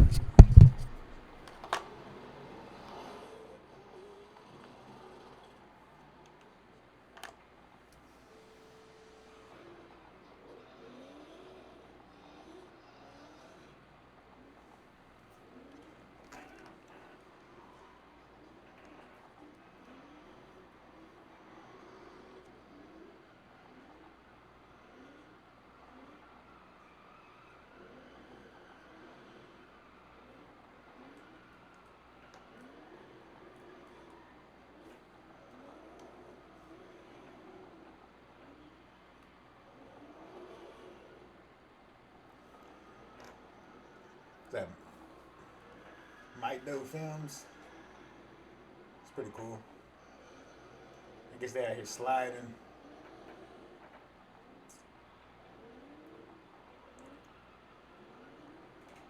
I mean, we used to do this, but not like this big of a crowd though.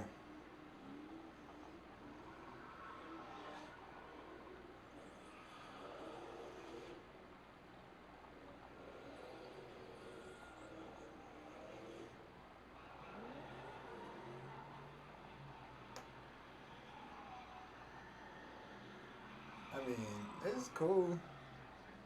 I wouldn't go to this purposely. I mean, they don't care, obviously. They cool. They kids.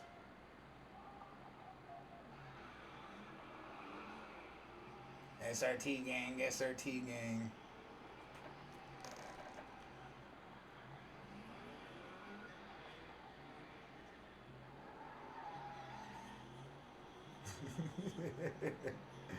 Swag it. You know, if that was like an SS, that'd be cool if it was. I think it is because it had the sunroof.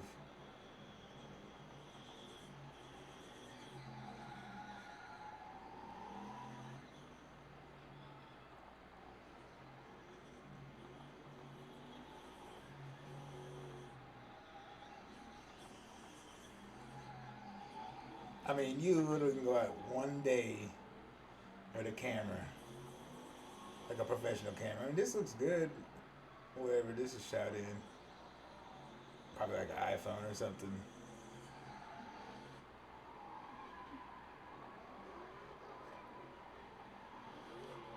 Yeah, I could tell. It's from a phone.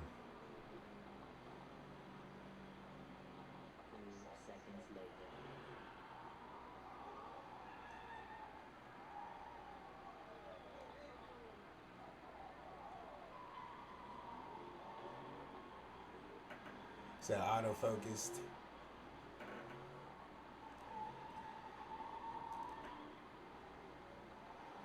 Yeah, like a expensive ass camera could do that, but nah, when you can have these new 2024 cams, you definitely can be getting some good footage. But you see, like, I could just tell, because the red in the distance, the camera's not good in the distance. You had a red, it's just not. Looks grainy.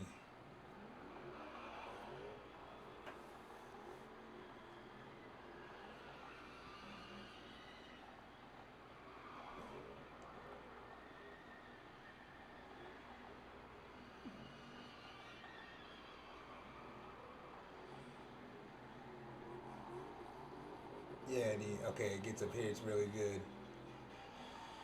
Yeah, my phone, I got a Galaxy, so it has good shots, but I think it might have a little bit better shots than these. And mine's like a 3-year-old phone. Samsung always has a better camera. I mean, you could say, iPhone in a sense, they got good cameras. It's not much difference, but Samsung has for some reason, the better phone, better camera, just because they, I think, have the better technology, because they focus on that kind of stuff versus like using, like I would say, like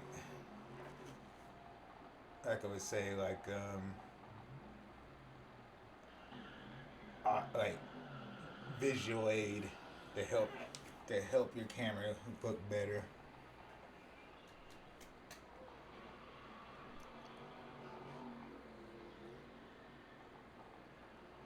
Ain't no way that was no fucking saline Mustang out there.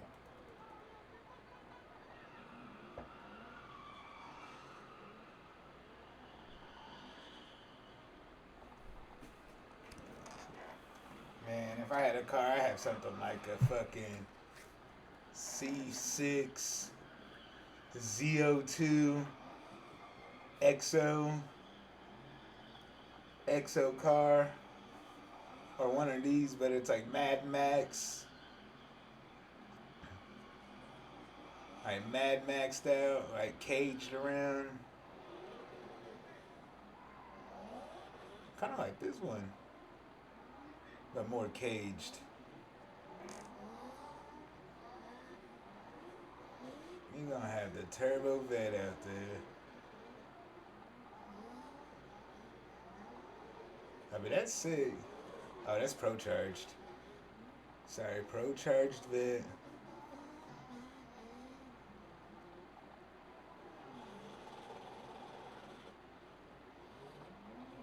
The fucking Pro Charged vet.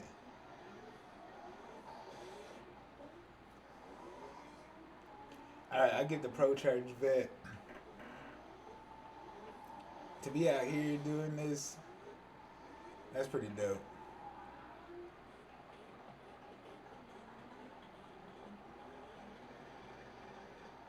Well, we'll rate the Pro Charged vet. Look at that shit. Sick. Nah. Wouldn't even care about the Turbo 350. Oh, it's broke. Oh no, still going. Turbo boosting. That's sick.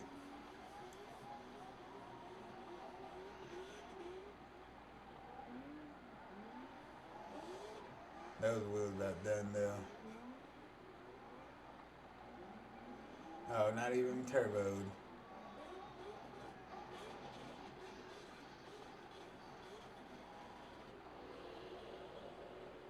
Alright, we'll rate the turbo vet or the Pro Charge vet. We'll give it a we'll do the engine. We'll give it a 7.5. You know, that's pretty cool.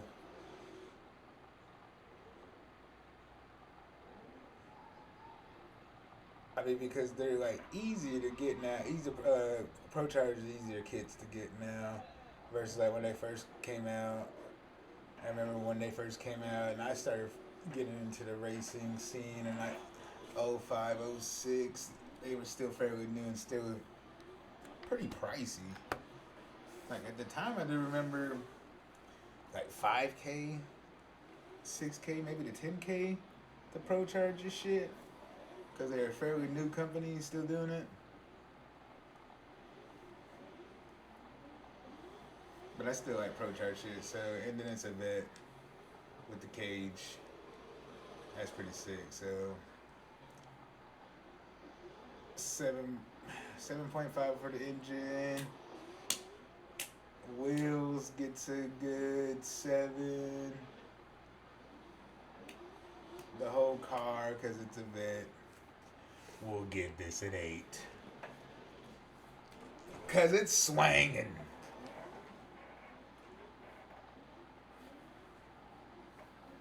It's out here swanging.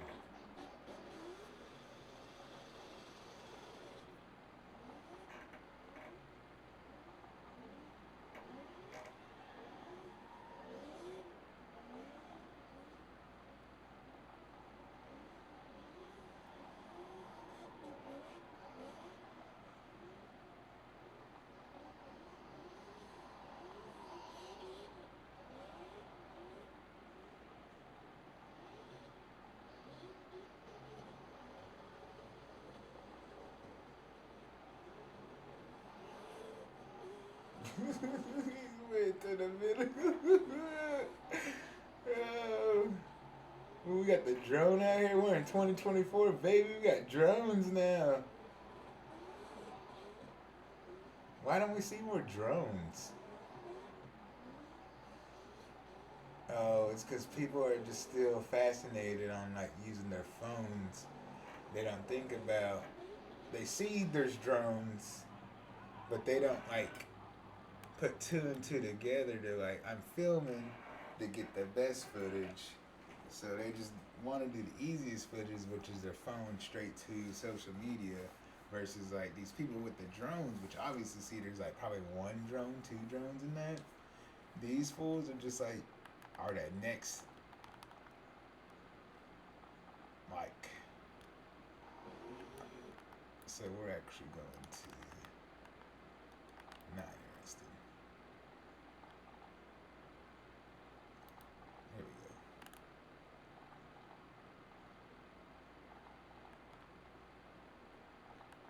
So yeah, so these fools with the drones are the dudes that are doing the extra out, like editing videos and stuff.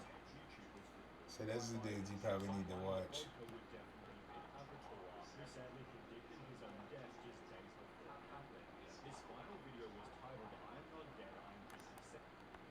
Oh, whoa, whoa. Let's see. See if I know any of them.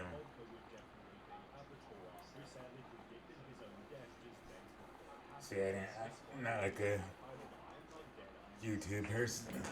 I mean, outside of like content creators.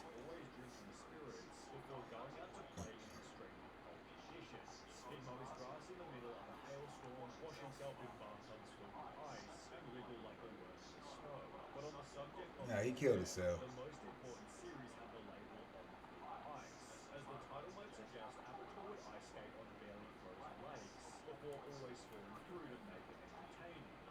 problem was due to possible intoxication and having ice skates on his feet. Avatar often struggled to escape the freezing water and had no one there to help if things didn't go to plan.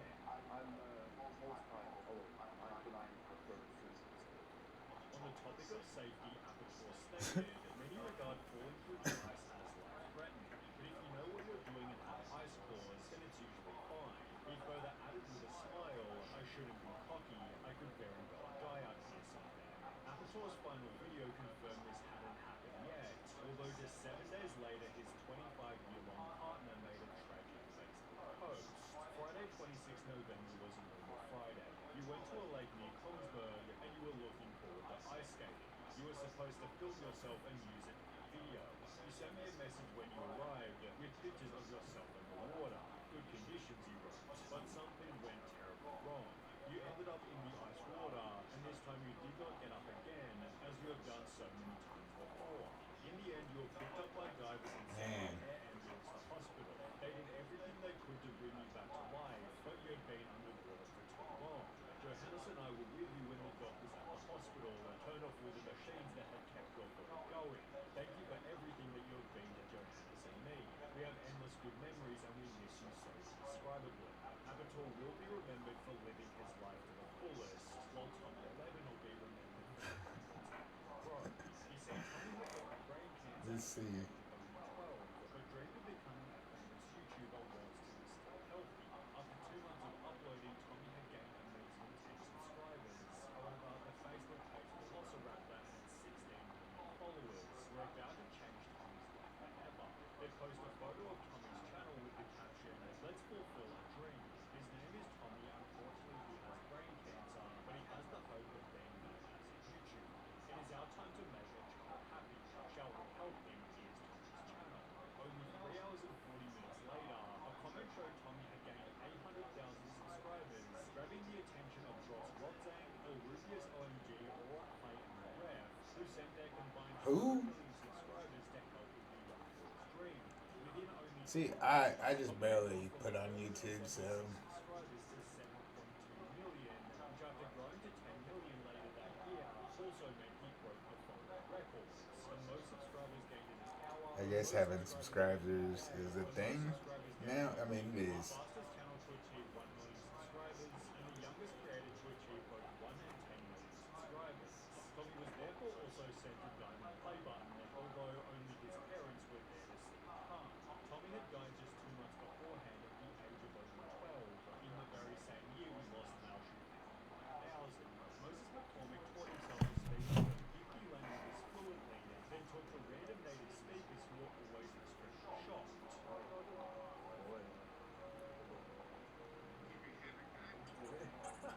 Better yet was when he switched to a second language,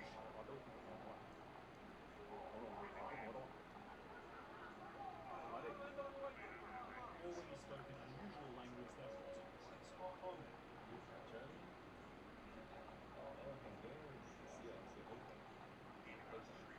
These videos helped Moses to gain 1 million subs.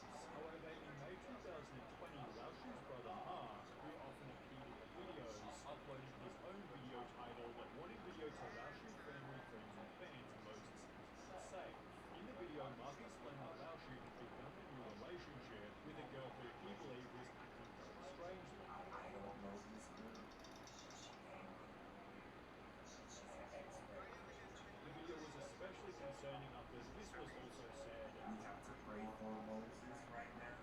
He is not well. She actually has been manipulating him, and he's now well. And while this could have been dismissed as an overprotective brother, Lao Shu died unexpectedly only months later. The cause of death was supposedly a heart attack, yet Lao Shu's brother didn't buy it for a second. He uploaded a new video believing Lao Shu was murdered by his girlfriend.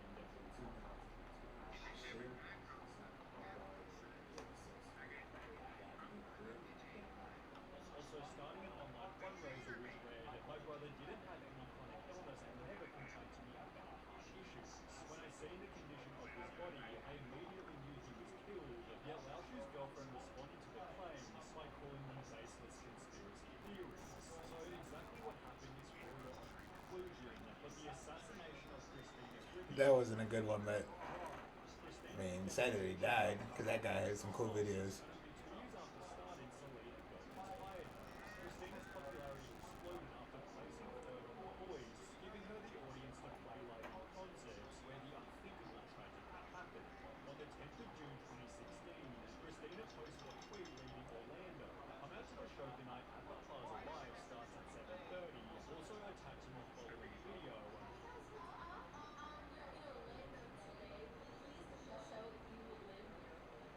as shown by the concert's footage, it went extremely normally. However, after the show concluded, Christina held a meet and greet where just minutes after taking best band photos, Kevin James Louisville walked up and fatally shot Christina. She's since been remembered as a beautiful person and an amazing singer, a beautiful soul with an amazing voice, and an incredible talent but I remember that. similar to Rich Piana, who also inspired millions. The bodybuilding YouTuber had been using PEDs since a very early age. I've been taking steroids since I was 18. I'm 43, so what is that, 25 years? Accepting the side effects by stating, I'm total 100% aware that damage is being done to my body in the choices I am making. I know for a fact that doing what I'm doing is going to cause damage, but I have made a choice and I'm willing to deal with that. I'm willing to roll the dice and that's something you have to be willing to do. In 2014, at the age of 43, Rich Piana said this. I have to say, honestly, I've had no side effects. Although only 3 years after claiming that he had zero side effects, the following video survey showing his poor state of health.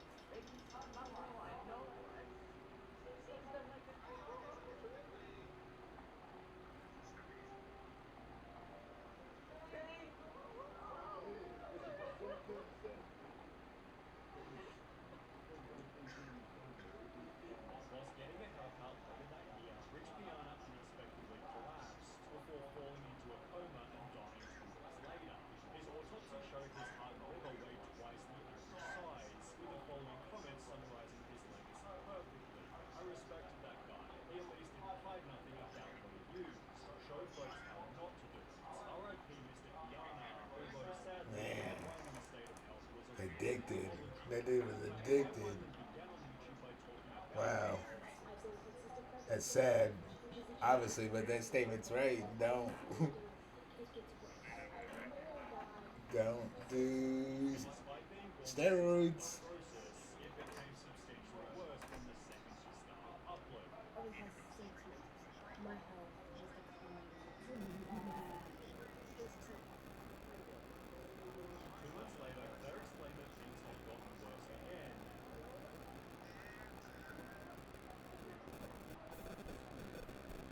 While a viral GoFundMe had made a massive difference. This turned out to be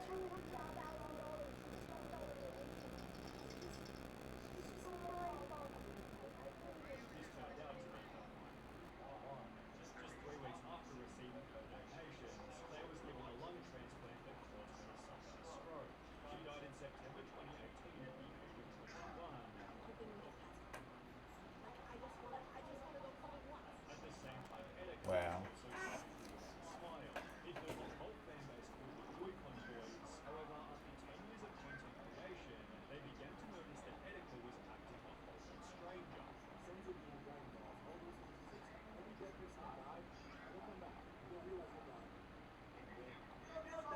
As a result, Edeka was placed in a mental hospital, and despite confirming his release by posting I am free, he had more problems just around the corner.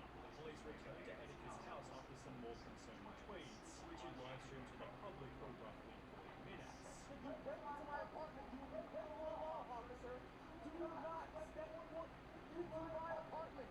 You do not have permission. Now leave the premises before I call my lawyer and have him sue you. 2 months later, he posts a new video titled I'm Sorry. I'm sorry I betrayed my trust. I'm sorry I pushed you all away. I'm sorry I harmed myself. After which he spoke back or found abandoned on the ground. Police then found Edeka's body roughly 5 days later, but at least Bernard Albertson's life had a much more wholesome ending. That's sad. Some people should have posted stuff online. They can't handle it. He posted the incredibly viral and old man's advice video inspiring his Or turn the comments off. Either or don't look at the comments. Or don't take comments serious. Because you should be out here just doing this for fun. It's like, uploading a series of Bible teachings, one of which from April 2019 discussing Armageddon and the end times.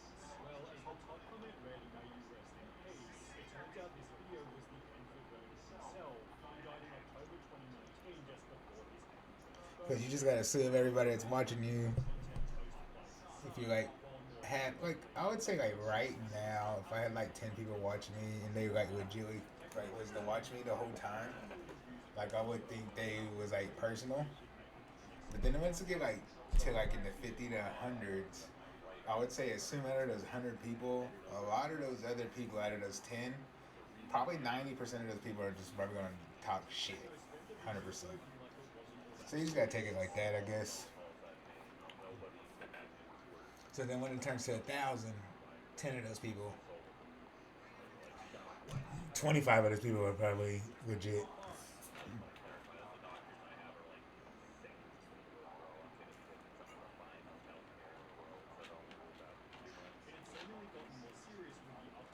Oh yeah, Techno Bud. This happened like a couple years ago. This is pretty sad. He has some good videos with dreams.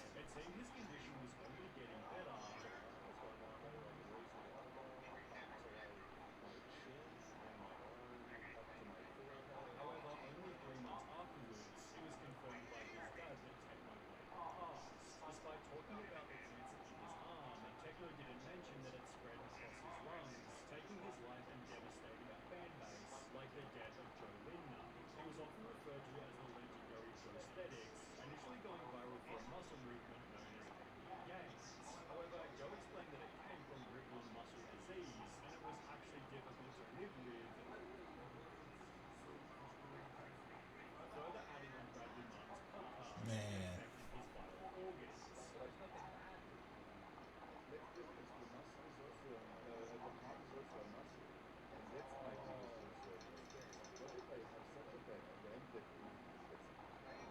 The conversation then flowed toward bodybuilding deaths.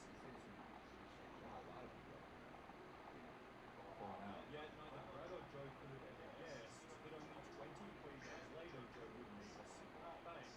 His girlfriend announced his death via Instagram, the cause of which being a brain aneurysm, remembering her partner with a pretty accurate description. An amazing and incredible person in this world.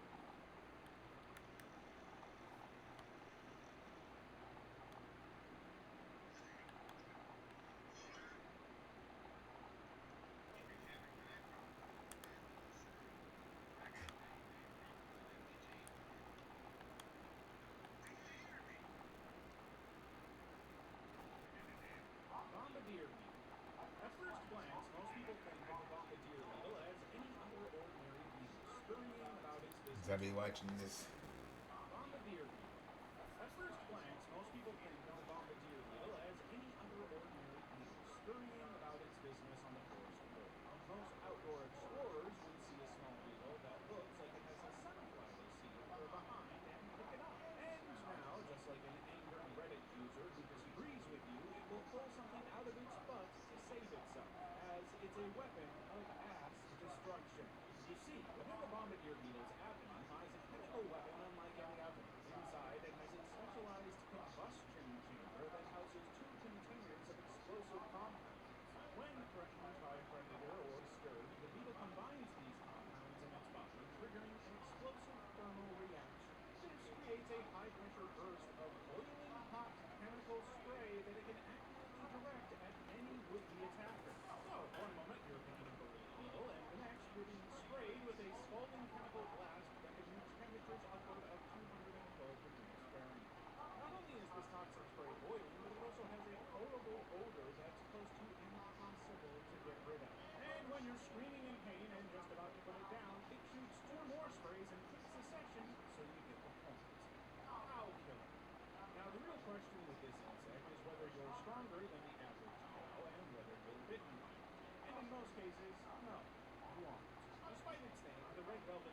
isn't an ant, it's a wingless chemical wasp.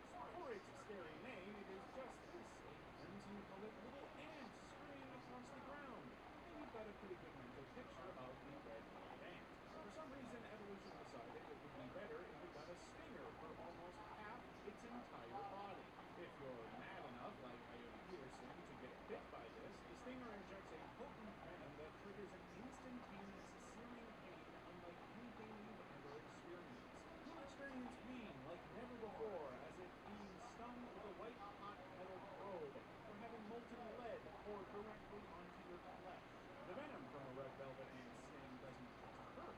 It initiates a throbbing, burning agony that can last up to 24 hours. So if you ever get bitten, that's right, an entire day of feeling like your limb is slowly roasting over open flame. Emerald cockroach wasp. Now, a typical day for the emerald cockroach wasp would usually include looking for food, digging holes to stay in, and, capturing an unsuspecting cockroach, paralyzing it, literally mind-controlling it to a point where it can't even escape, and laying an egg inside it that will go on to eat it from the inside out. It's a pretty packed schedule, at least. You see, the emerald cockroach wasp, in one way or another, is a master of mind control, capable of inflicting a fate worse than death upon its favorite victim, the cockroach. This wasp hunts down a roach, delivering a nasty sting to its brain. Now, you'd think that would be enough to kill the poor creature, but it doesn't even paralyze it. The cockroach is fully aware and conscious, but its escape reflex stops. The venom doesn't kill the roach. Instead, it literally lobotomizes it, turning it into a mindless husk, completely compliant to the wasp's whims. Like a zombie drone, the wasp then leads the cockroach to a specially prepared burrow. Once inside, the wasp lays an egg on the cockroach's body, basically fate. When the egg hatches, the larva slowly consumes the still living cockroach from the inside out, using it as a fresh, organic food supply. The larva feeds and carefully avoids devouring the cockroach's vital organs, ensuring its prey stays alive for as long as possible and prolongs its agony until the end. Amazonian giant centipede. To start with, we'll probably need to give context on how big this is. These creatures can grow up to a foot long and have bodies about as wide as a man's thumb. They are like massive land-dwelling tanks encased in a tough outer skeleton and with a set of venomous fangs and hundreds of pincer-like legs. Because of this, the people of the Amazon knew they had one of the best interrogation techniques on their hands. Say you decide to steal last month's harvest of cocoa grains and refuse to tell the truth. The village head would bind you to a tree, and the 2 village centipedes would be brought out just for this occasion. You might think, sure, it's big, but how bad can it be? As these centipedes crawl on your skin with their hundreds of legs, eventually they notice that your skin is warm and radiating heat. Instinctively, it bites your flesh with a massive pincer and releases a potent venom that can cause horrifically agonizing pain that will leave you with a fever pushing 105 degrees. Bullet ant. Let's say you weren't born in the warm comforts of air conditioning and delivery food, but in the middle of the Amazon forest to the tribe of the Satarimawe people of Brazil. You're born as a man, and it is now time to become one. In their culture, young boys undergo a Oh yeah, this is where you gotta put your hand in this dang glove. During this initiation, the tribe gathers That'd be cool. ants and sedates them with a natural herbal solution. The ants are then opened into gloves with their stingers placed in it. The ants awaken and naturally experience stinging alarm. Not only is the bullet ant ranked the most painful bite in the world, but in fact, the pain is essentially being shot at an actual bullet. Hence the name. Now your hands are covered in thousands of angry ants biting. It's a searing, incapacitating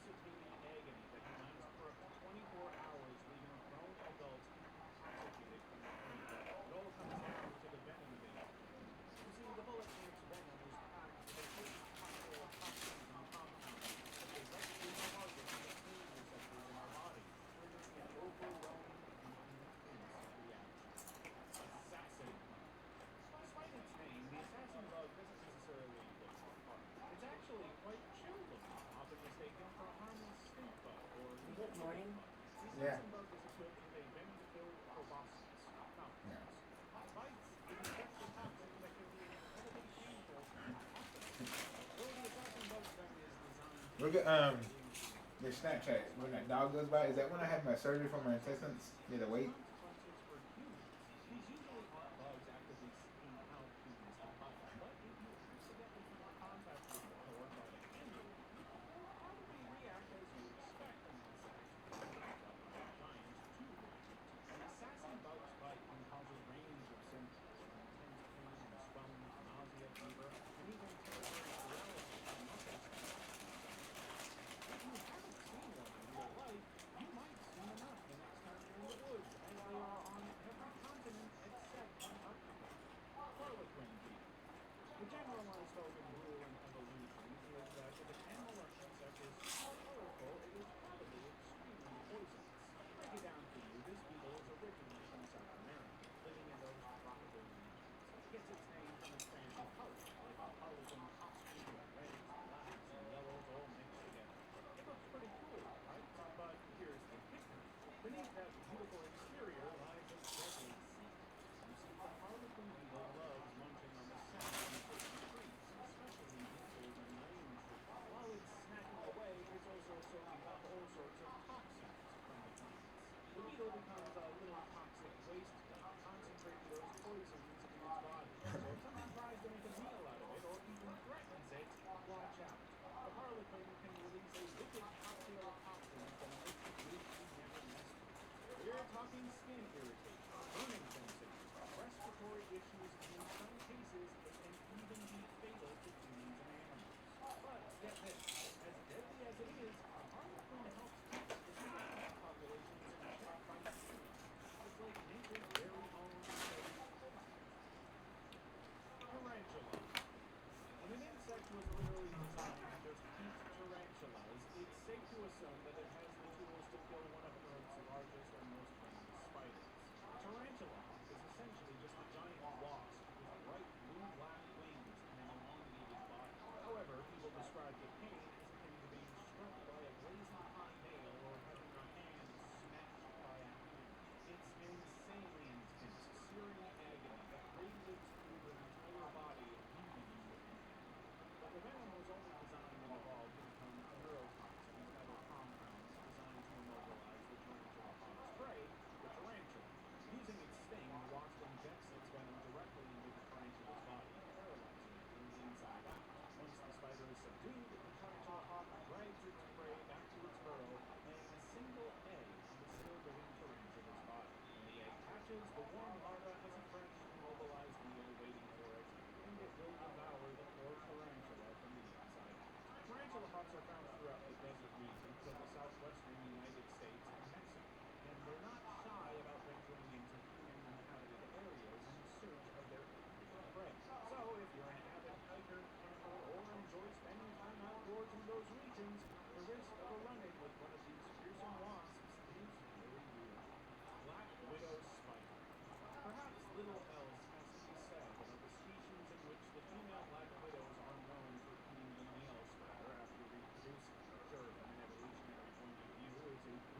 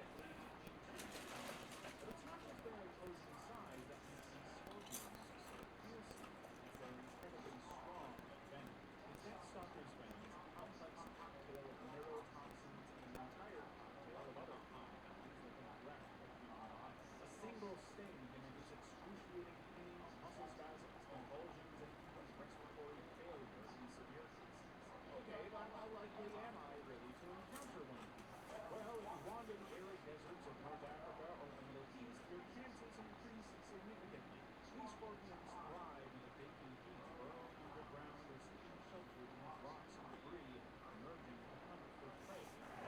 Once locked onto their target, they unleash a lightning fast strike with their venomous stings, immobilizing their victim with surgical precision. But if you're daring enough, milking the venom of these guys will get you an easy $39 million a gallon.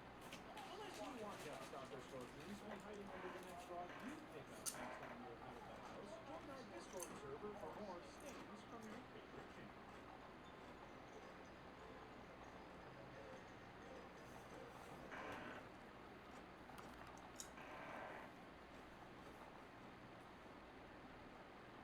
The biggest MMOs.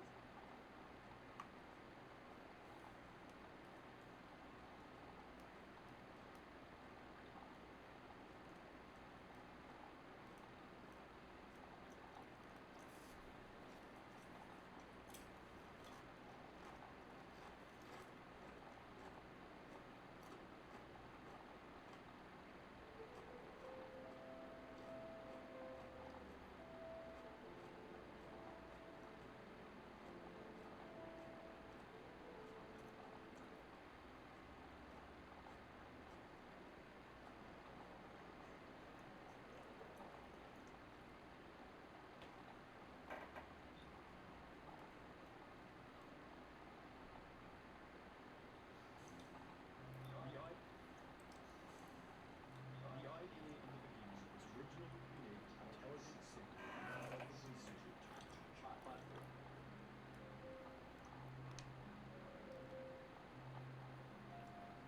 To create the most ridiculous, massive, unhealthy meals out of foods that were already ridiculously unhealthy. No vegetables.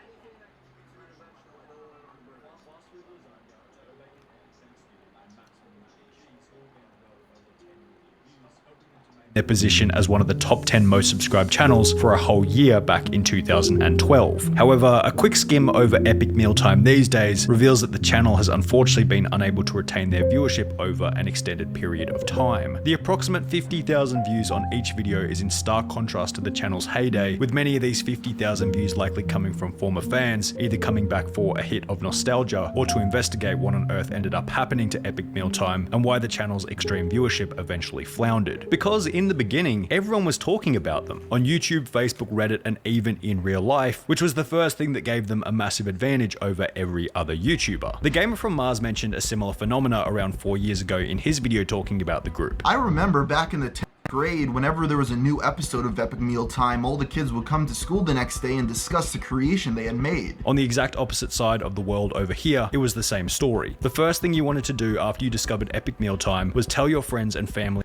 about this channel that had the most outrageous food imaginable. For some reason, Epic Mealtime just generated more word of mouth discussion than what felt like any other channel at the time. Tell your friends to watch epicmealtime.com. And obviously, as their food challenges got crazier and crazier, discussion surrounding the Epic Mealtime channel got crazier and crazier. In the process, the channel would implement a unique, recognizable style of videos, where Harley Morenstein, the creator and host of the channel, would take on an overly serious, borderline rude persona. 15 baconators. What?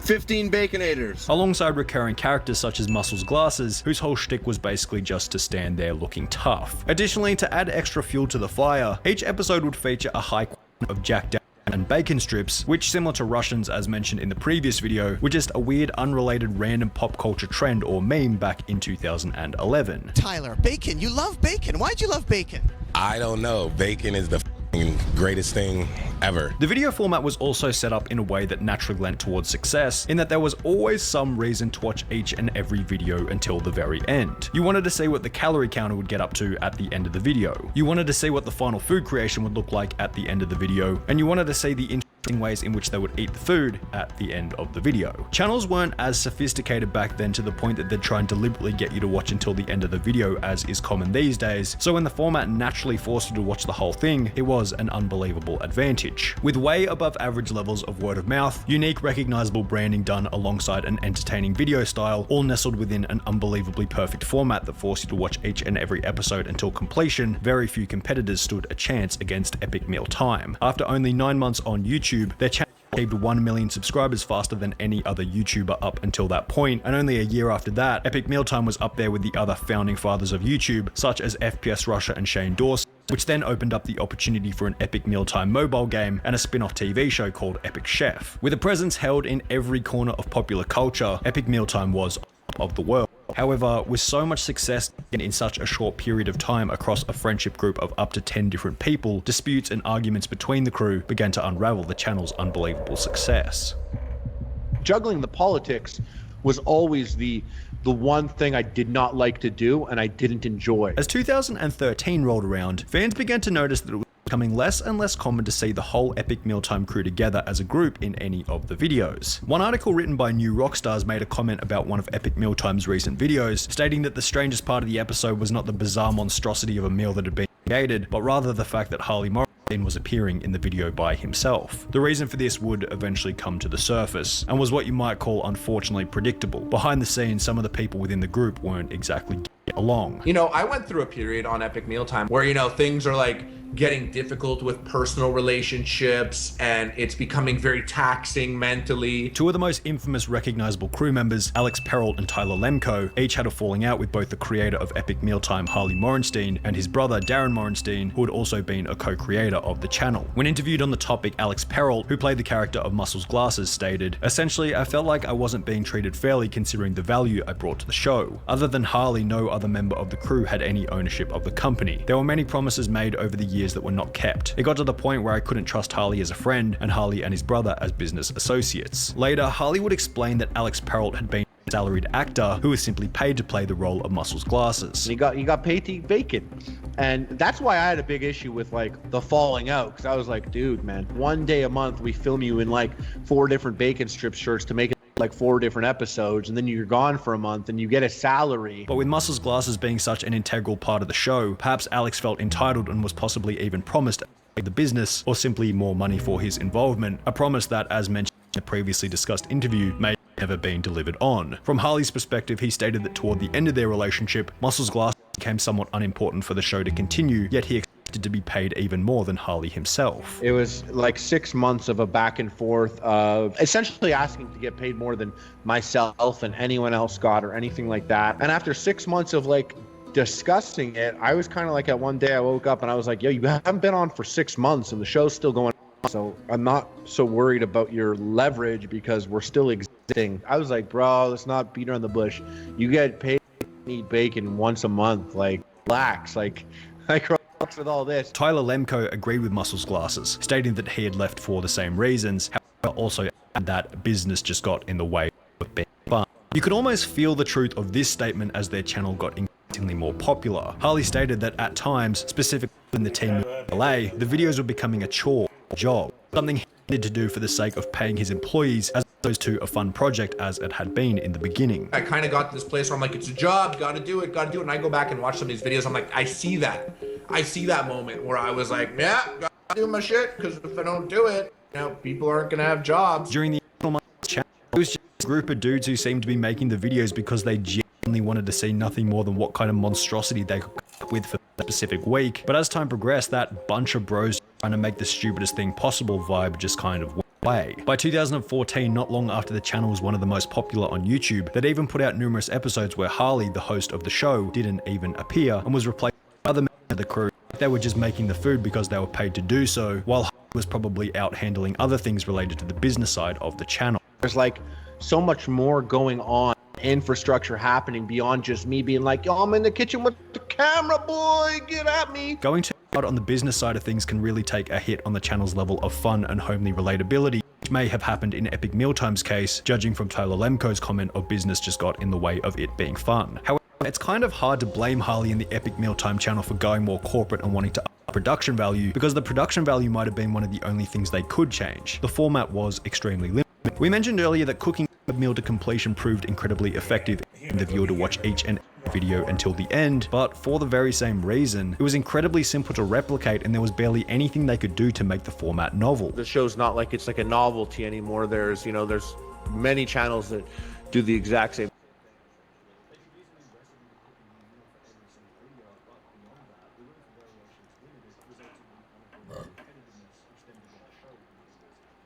viewership. By late 2013, long after the departure of Tyler Muscles Glasses and approximately 3 years after the channel posted their first video, the channel's monthly viewership declined to approximately 10 million per month, where it would stay for the following 3 years. Despite the drop, Harley hadn't lost any passion for the project. He'd upload a new Epic Mealtime every single Tuesday for 5 years straight. However, the drop in views did mean that making the videos financially feasible was becoming harder and harder. YouTube isn't in a place where spending $1,000 with, you know, like 5 employees making an epic meal makes any sense anymore, you know what I mean? With each video costing approximately $1,000 for supplies, and probably another $1,000 again, if not more, to pay for his 5 salaried employees, getting the numbers to stack was increasingly difficult with a dwindling view count. If each video was costing $2,000, and we use a standard ad rate of $3 to $4 per 1,000 views, each video would have to be gaining more than 500,000 to 700,000 views just to break even, a number that the videos wouldn't reach in 2015. Harley did mention that they had food sponsorships and merch sales to assist in making videos more financially feasible, but with a slow yet continually declining view count, it was unknown as to how long the videos would be feasible for. However, there were additional things that were also going negatively against Epic Meal Time. The insane word of mouth that they'd experienced in the beginning had dried up substantially as everyone knew about the project. It wasn't cool to talk about it on the schoolyard anymore. The weird popular culture obsession with bacon had well and truly passed, yet was still a staple of their brand, which gave the channel a bit of an outdated feel, almost like the videos were a tribute to what the show used to be, as opposed to a show striving for a fresh, meta, updated production. Epic Mealtime also swapped out the intensity that had kept their content interesting in the beginning for blander, more relaxed, docile videos that felt like they had less energy invested into them. Big Wally, Big Wally!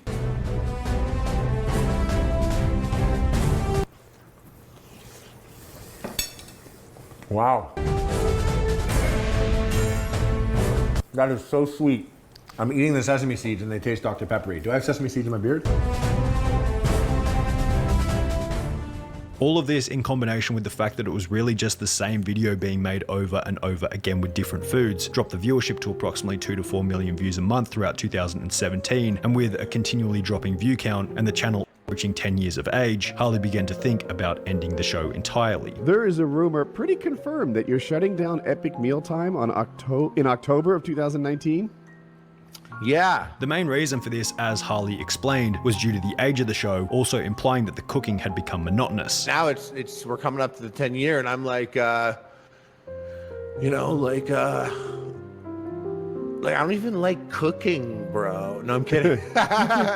When October 2019 rolled around, the date at which Epic Mealtime was to end, the channel's content changed slightly to eating the whole menu challenges, as well as the display of cheap or expensive food. However, it slowly changed back to cooking up massive meals similar to the early days of the show. Overall, the channel just feels a little bit outdated. The thumbnails feel a couple of years behind, and the video page looks a little inconsistent and unstructured when compared to the early days of the channel. However, Harley seems like an incredibly driven, success-focused individual with a high degree of personal responsibility who simply found himself imprisoned within a video format that unavoidably became repetitive. He's taken the fall of his channel on the chin and is therefore simply grateful for the opportunity to have been a big name in the early days of YouTube, an attitude that we can all without a doubt appreciate as commendable.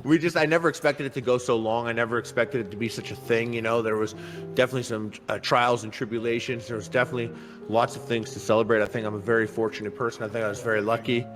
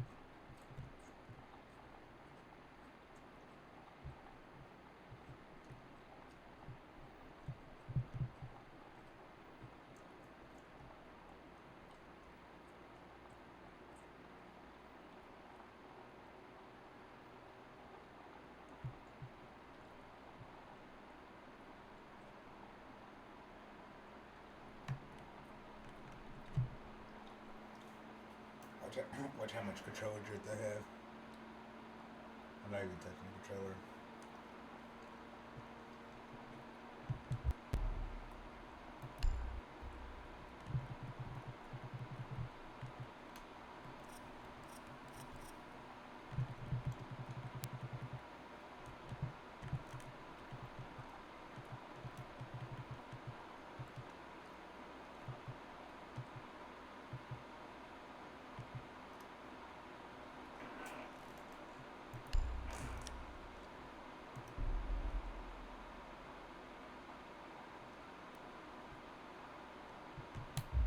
Still gotta turn it up a little bit.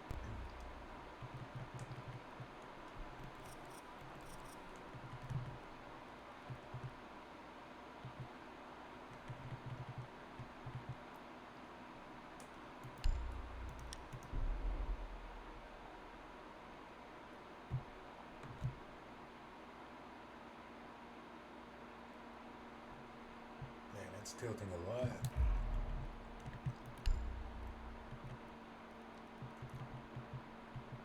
Too much drift.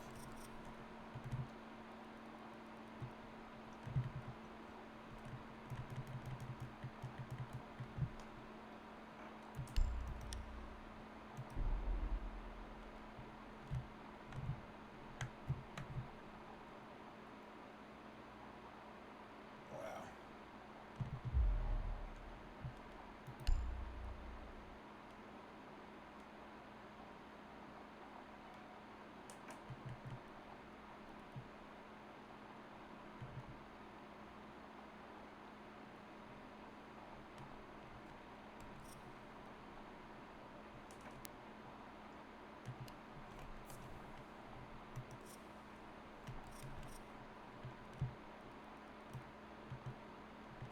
There's no way it's higher than this.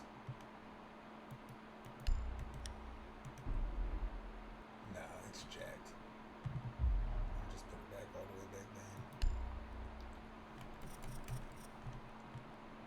It's jacked. I've dropped it too many times.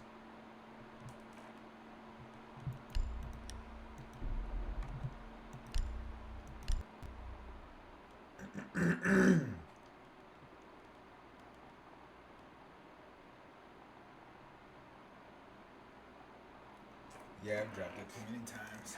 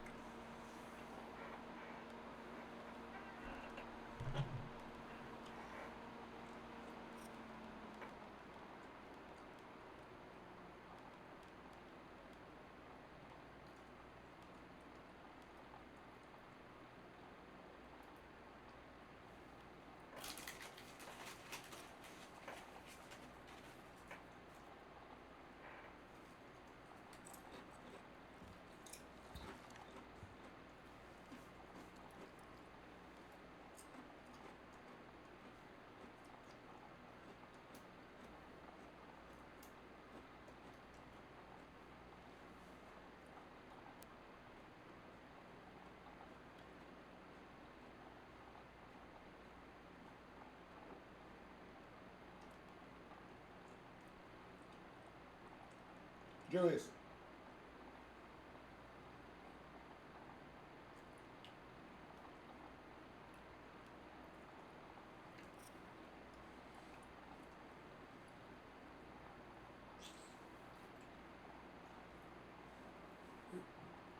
Dinner time.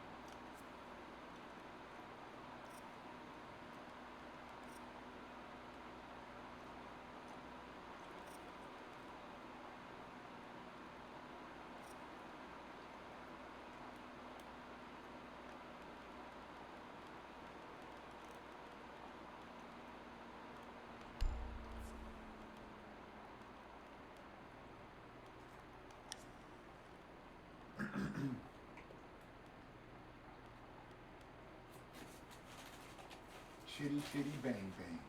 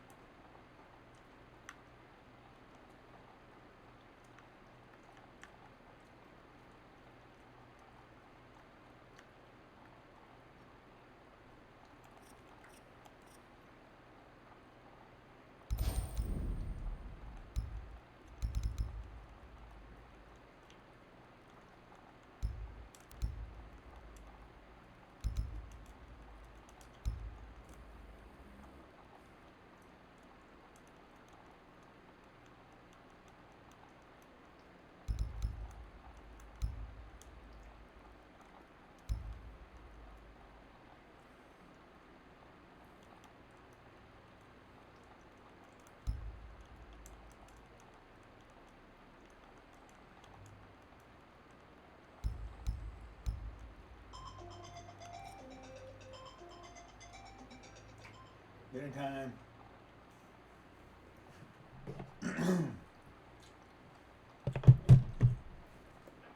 Rasheed Wallace.